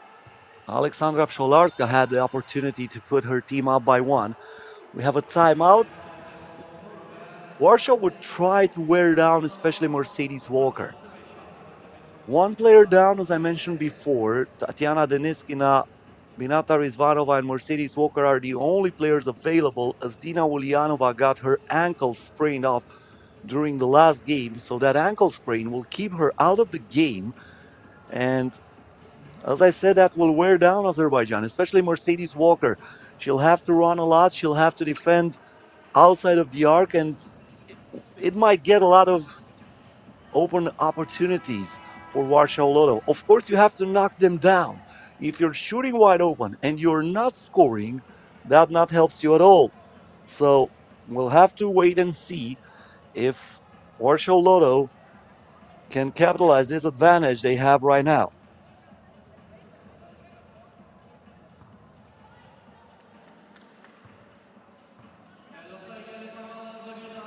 They get the ball back here. Norovska kicks it out. Stavitska goes straight to the rim, and this time she scores. Tied at 6. Rizvanova puts the ball inside to Walker, who grabs it, puts it up, and she is fouled. Once again, going to the free throw line.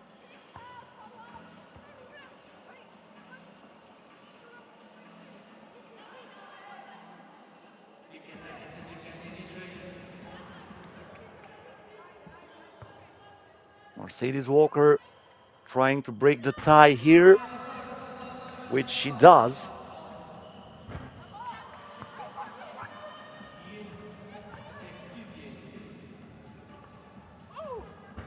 Pass inside. Walker puts another point on the board for her team.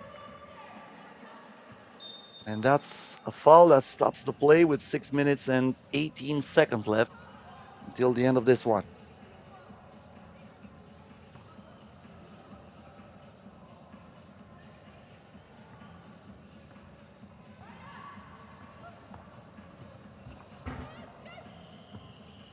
Once again, Warsaw Lotto taking advantage of some not that aggressive defense from the other side.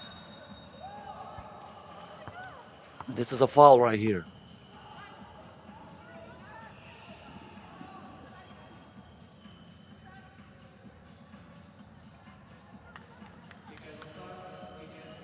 Warsaw Lotto already over the limit.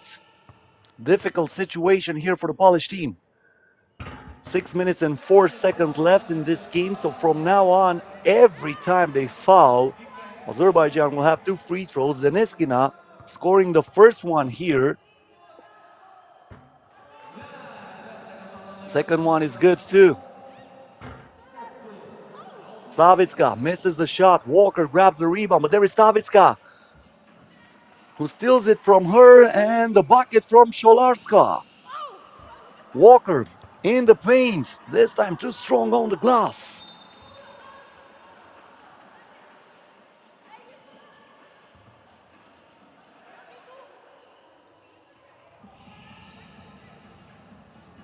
Tied at 10 once again. I remind you, the winner of this one finishes second in this group and will play against third place in the other group tomorrow in the quarterfinals. Neither of this team can qualify straight to the semifinal. Neither of them can be eliminated. That's another foul, but this time against Azerbaijan. Julia Bazan heading to the free throw line for one shot. For Azerbaijan, this was the last foul to give. So from now on, both teams are over the limit. And this is by far the game where both teams reached the penalty fastest in this tournament.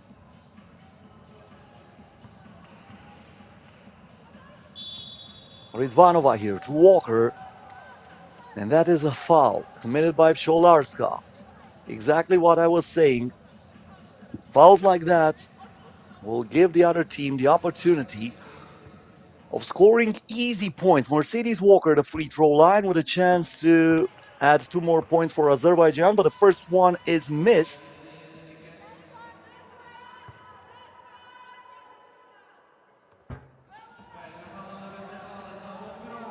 Second one is good. The 2-pointer for Warsaw Lotto, nothing but net from the corner. And that's a huge 2-pointer from Klaudia Vornovska. Mercedes Walker scores here for Azerbaijan.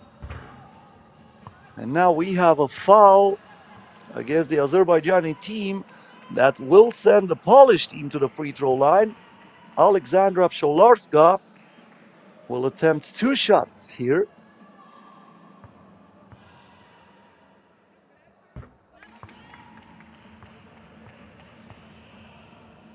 First one is good. One more chance for Psholarska. And she makes it a 3-point ball game.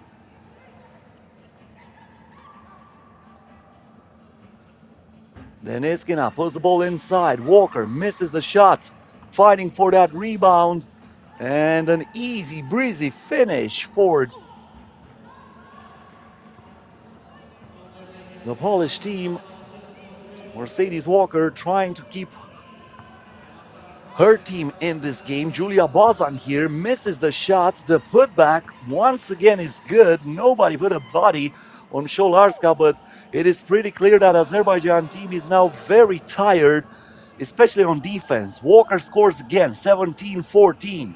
Bazan asks for a screen. Bazan now driving to the bucket.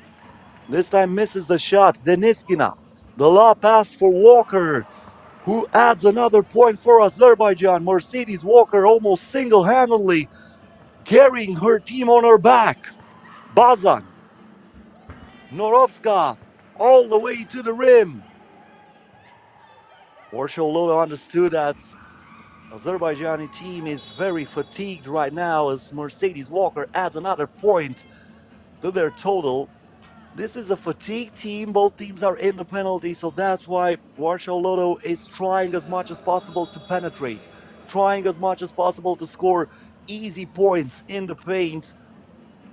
Meanwhile, looks like the only tactic for the Azerbaijani team is let's give the ball down low to Mercedes Walker. This is Dina Ulyanova, one of the best players for Azerbaijan. Once again, I remind you, she was injured during the last game. A sprained ankle keeps her out of this one, and probably she will not be able to play tomorrow either. Another easy point here from Norovska. Warsaw Lotto 19, Azerbaijan 16.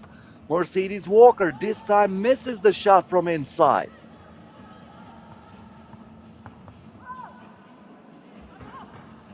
The up and under, but the miss from Stavitska.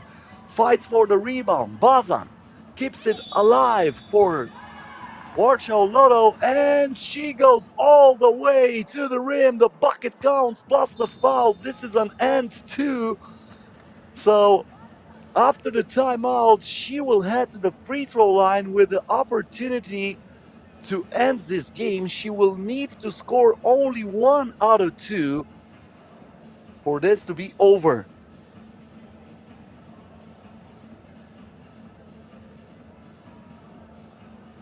Azerbaijan knowing that they are at the other team's mercy right now. Without Dina Ulyanova, the chances were pretty slim for the start, from the start, and they did not improve.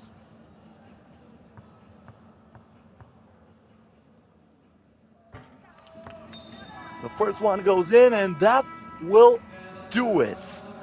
Warsaw Lotto 21, Azerbaijan 16. So with that, Warsaw Lotto finishes on the second place in this group. Azerbaijan will be third, but we still don't know against who they will play tomorrow because we still have one more game left. Poland versus Romania, a game with huge implications for both teams. We're watching the highlights for Azerbaijan versus Warsaw Lotto, and I will come up with an update for you and what needs to happen for those next two teams to qualify.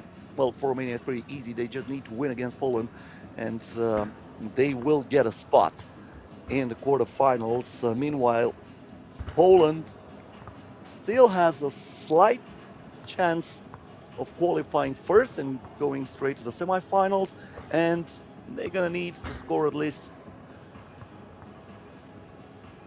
16 points to get over Italy and qualify as the second seed.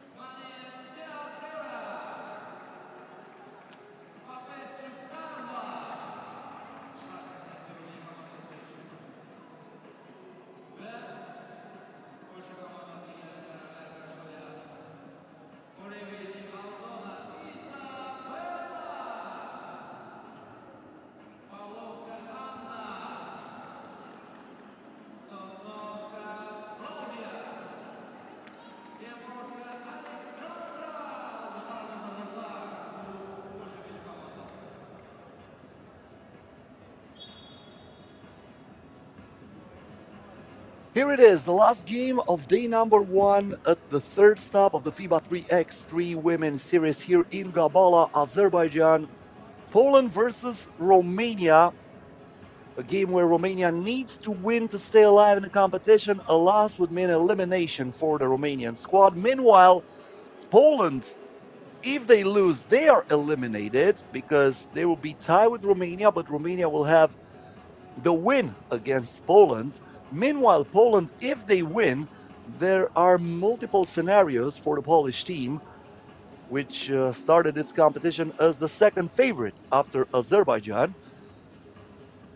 If Poland scores at least 16 points, they will be second. If they score at least 16 points and they win, of course, they would be second. If they score 21 points, they would be first and they win this group. Romania starts with a great pass delivered by Teodora Mana to Sonia Kim. Poland answers right away. Sosnowska gets the bucket for the Polish team. Now Kim to Mana. Mana turns, fires, and she puts it in. Great start for Romania. 2 attacks, 2 buckets. Sosnowska having some trouble there to receive that ball. But finally, Poland gets it. It was Anna Pawlowska who went straight to the rim. Sosnowska here with the rebound. Back to Pawlowska. Pawlowska is pushed and she will go to the free throw line for 1 shot.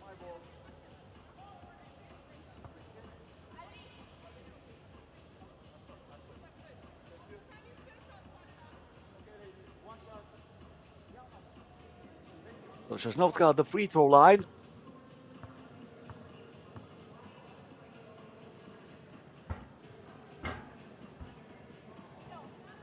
That ball hit the rim about 3 times. Unfortunately for Romania, they are not able to rebound. And look what kind of a price they have to pay. Aldona Morawiec hitting it from outside. Now a traveling violation against Sonia Kim, who loses the ball for Romania, who's trailing by 2 right now after being up 1-0 and 2-1.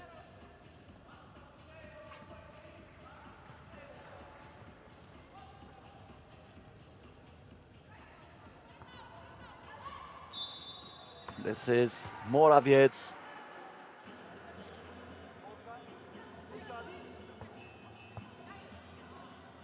And it looks like the foul was committed on a 2-point attempt, so that means 2 shots here for Aldona Morawiec. What a mistake. Fouling on a jump shot, especially from beyond the arc. Morawiec knocks down the first one.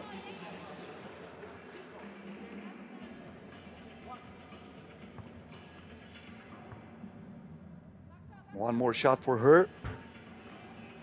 2 out of 2, 6-2 the score in favor of Poland. The ball is loose here. Who's able to put a fork in it? Looks like Poland is, and second time in a row, Romania is committing a foul on a 2-point attempt, sending Aldona Morawiec back to the charity stripe for 2 more. Unbelievable. I don't remember how much time passed since I've seen something like that on back-to-back offensive possessions. Same team getting shots after being fouled from beyond the arc. And Morawiec makes them both again. 8-2 in favor of Poland. Vrjoge. Kim saves the ball, but that works in favor of Poland as Anna Pawlowska is wide open underneath the basket and adds another point for Poland. And now we have a foul against Sonia Kim. As I mentioned, former URSU, former silver medalist at the FIBA 3x3 Europe Cup. Vrjoge was looking for Kim. The ball is intercepted and Morawiec here did not get outside of the arc, so that ball was not cleared out. The basket will not count. You have to get both of your feet outside of the arc in order to clear the ball, and then you can shoot it or pass it inside. That was not the case here, so that's a turnover against Poland. Sonia Kim here, keeping the dribble alive, gives it to Vrjoge. Mana from outside, no good. Morawiec with the rebound. Sosnovska, the ball is deflected. Stolen by Verjoge. Kim from outside. She was not accurate, unfortunately, for Romania during this day number 1 here in Gabala. A lot of missed shot from outside of the arc, but she still has 8 minutes to go to kind of fix that. But Romania is trailing big right now. Mana with the ball, looks for Verjoge. Carla Popescu. Popescu back to Verjoge, who turns and scores plus the foul. The bucket will count. And Ana Maria Verjoge will head to the free throw line for one more shot.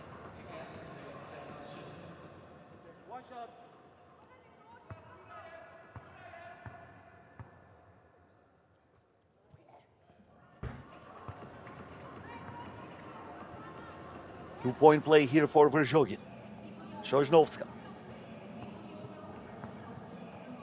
Pavlovska. Sosnovska puts it in. Kim Verjoge. Intercepted by Pavlovska. Actually, Sosnovska was the one who intercepted the ball. She sent it inside to Pavlovska, who took care of business there. Carla Popescu here. A little bit of a lucky shot, but that will count for Romania, who is down by 7.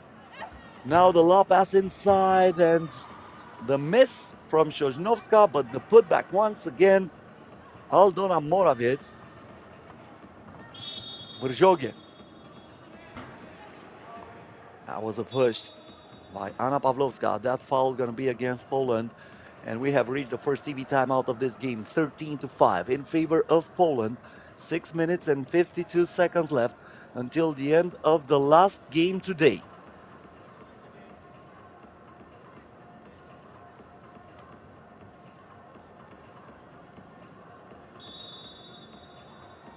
Romania trying to figure it out during a day where everything worked against them. They lost by 6 against Barcelona Panthers after losing by 9 against Italy in the opening game for them here in Gabala.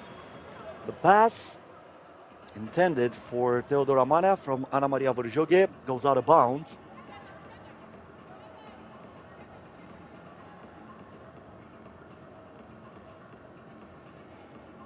Morawiec, Sosnovska. Puts it into Jembrowska's hands, who lets it fly. Bodies are on the court and looks like we have an injured player there.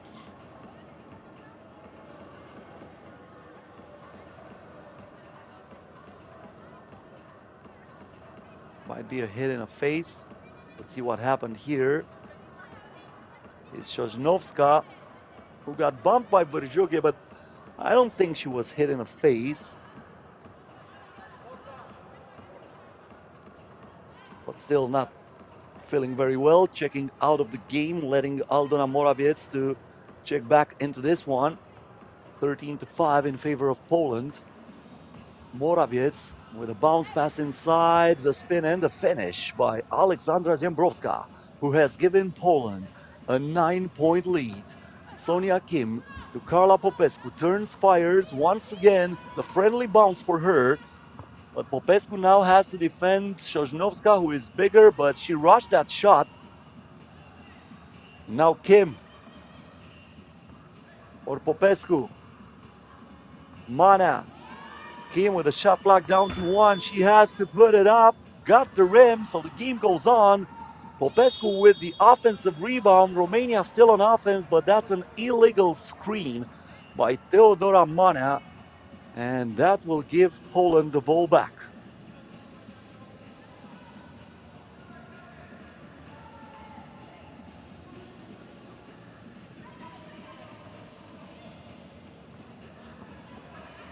Pavlovska. Jembrowska wants the double. Not this time, but she gets it back. But now she is denied by Anna Maria Verjoge, who lowered the ceiling on that play. It will stay with Poland 10 seconds on the shot clock after the offensive rebound. But great defensive play by Verjoge.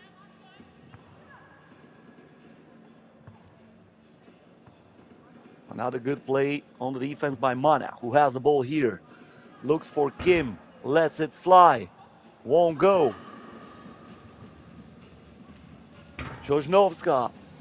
That almost went in. It would have been one of the luckiest shots I've witnessed in my entire life, but not the first one, though. Jojnovska now collecting miss after miss and finally pushes Verjoge. So that will be an offensive foul, and it will give the ball back to Romania.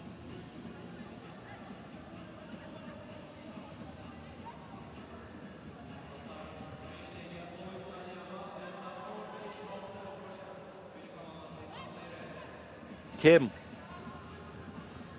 stops the dribble, looks for Popescu. She gets in the post, and she got pushed here. Question is if that was in the act of shooting. Looks like no, so they will give the ball to Romania on the top of the arc.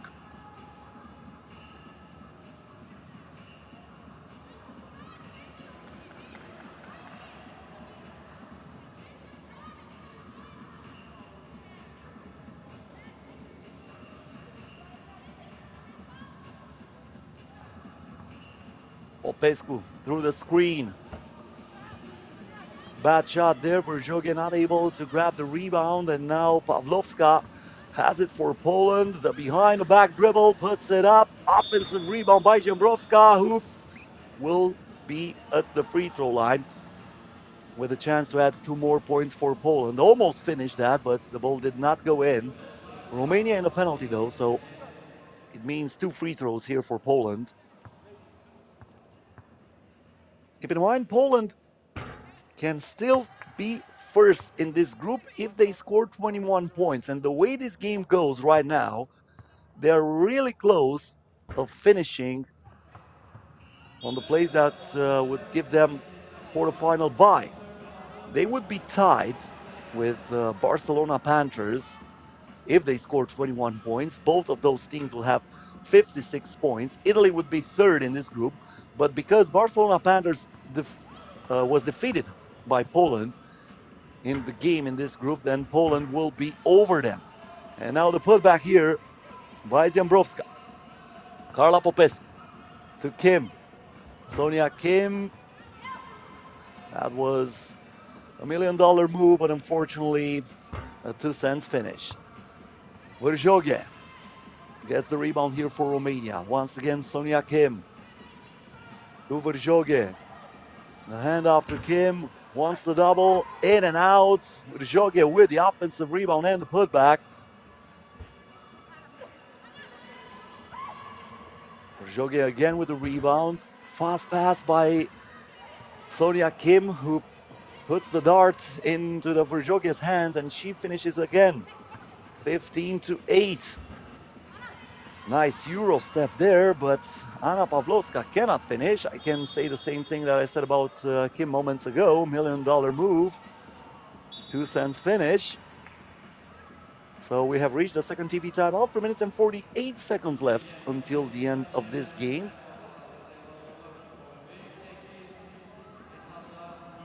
Considering that Poland will win this game, only 1 more point would give them the second seed for sure. They would be over Italy. Second seed will play Azerbaijan. Third seed will play Warsaw. Pretty hard to anticipate which game would be easier, but considering that probably Dina Ulyanova will be unable to play tomorrow due to the injury at the ankle sustained today, I think Azerbaijan, it's an easier team to beat. I repeat, due to the short-handed roster. Teodora Mana scored for Romania after this timeout. Jojnovska misses it for Poland. Can Romania come back into this game. They are down by 6. The nasty crossover by Kim, and she goes all the way to the rim, making it a 5-point ball game. Now Jembrowska finds an open lane, and she puts the ball into the net for Poland. Kim, Mana, back to Kim. Lets it fly, got the front of the rim. Now Sosnowska with the pump fake. She kicks it out, and Morawiec pulls the trigger. And that's going to be a jump ball. Romania will have it.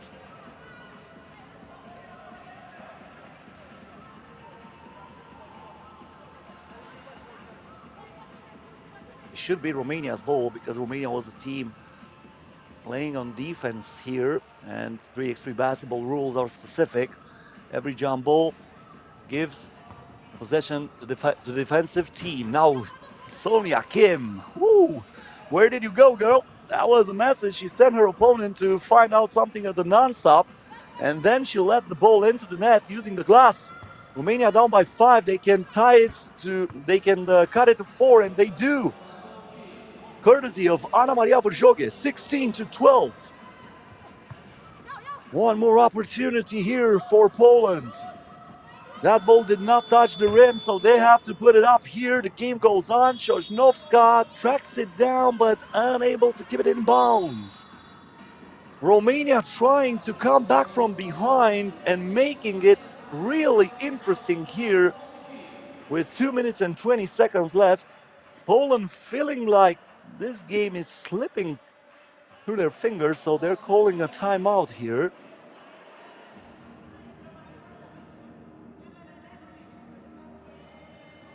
It looked like a walk in the park just moments ago for Poland. But meanwhile, only 2 points since they were up by 9. In the same amount of time, Romania scored 8.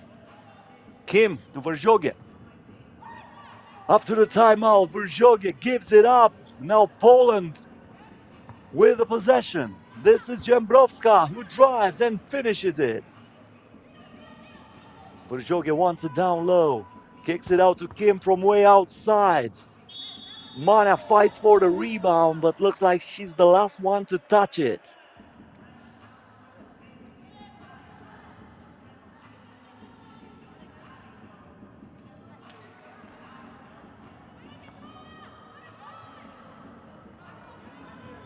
Sosnowska. The lob pass inside, and Jembrowska turns and scores. 18-12. Popescu. The pass is intercepted. Poland is still thinking about that 21 more that would give them the number 1 seed in this group. Now Carla Popescu travels, and the bucket won't count. That was a traveling violation as she was rushing to get the step.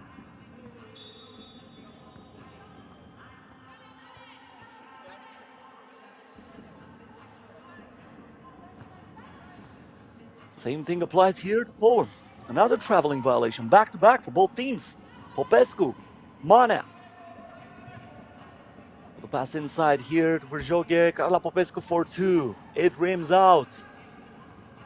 The rebound for Pawlowska. Pawlowska with the spin, puts it inside for the shot that drops. Was Aldona Morawiec there with point number 19 in favor of Poland. They can win it right here with a double. Can they hit it? Yes, they do! And Poland ends it at 21. Aleksandra Jembrowska gives Poland a 21-12 lead. That is synonym with the number 1 seed in this Pool B. So Poland wins against Romania. Romania stays without any wins in this tournament. And Poland finishes first. And that will mean they will play Azerbaijan tomorrow. Interesting comeback here for Romania, but in the end it was not enough. So Romania and Baku Flames are the 2 teams who will not participate in the quarterfinals or semifinals in the knockout stage of the competition tomorrow when the games will resume. Keep in mind that the games will start tomorrow at 5 p.m. local time. Azerbaijan time is GMT +4, so add 4 hours or whatever is needed to be with us tomorrow. And don't forget to follow us on social media. Find us on Facebook, you find us on Instagram, on Twitter, on TikTok, you name it. Just follow us at FIBA 3x3. So these are the highlights for Poland versus Romania, a game that started to be a little bit more interesting after a 14 to 9, a 14 to 5 advantage in favor of Poland. Romania closed the gap to only 4. It was 16 to 14 at some points, 16 to 12, my bad, at some point. But since then, a 5 point run for Poland to end it at 21. So 21 to 12 was the final score. And Poland wins the last game of day number 1 here in Azerbaijan, in Gabala. So Group A will have Portugal qualified straight for the semifinals. Warsaw Lotto finishes second. Azerbaijan is third.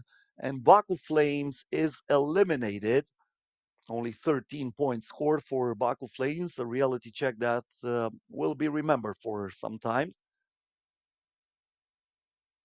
These are the final standings in this poll. As I mentioned before, Portugal already qualified for the semifinals, getting a quarterfinal bye as the first seed in this pool, while Warsaw Lotto will face Italy, the third seed in Pool B.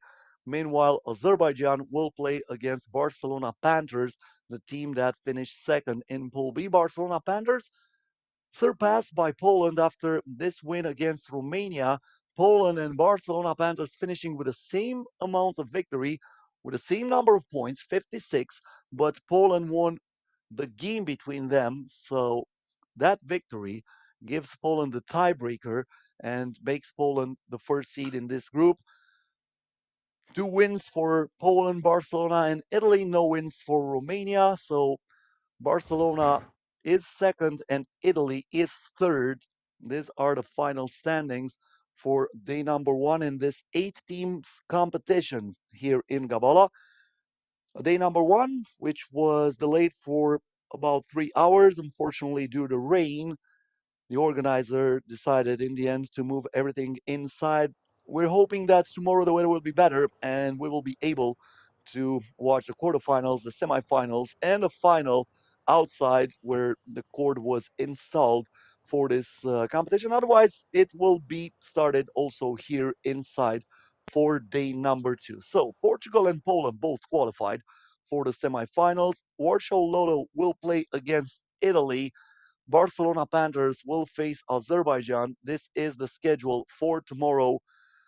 And with that, we conclude day number 1 here from Gabala. Keep in mind, the competition starts again tomorrow at 5 p.m. local time. My name is Cosmin Petrescu. It was a pleasure to be here with you. And for now, I'm saying so long. See you next time. See you tomorrow, where we will find who will be the third winner of the 2024 FIBA 3x3 Women's Series.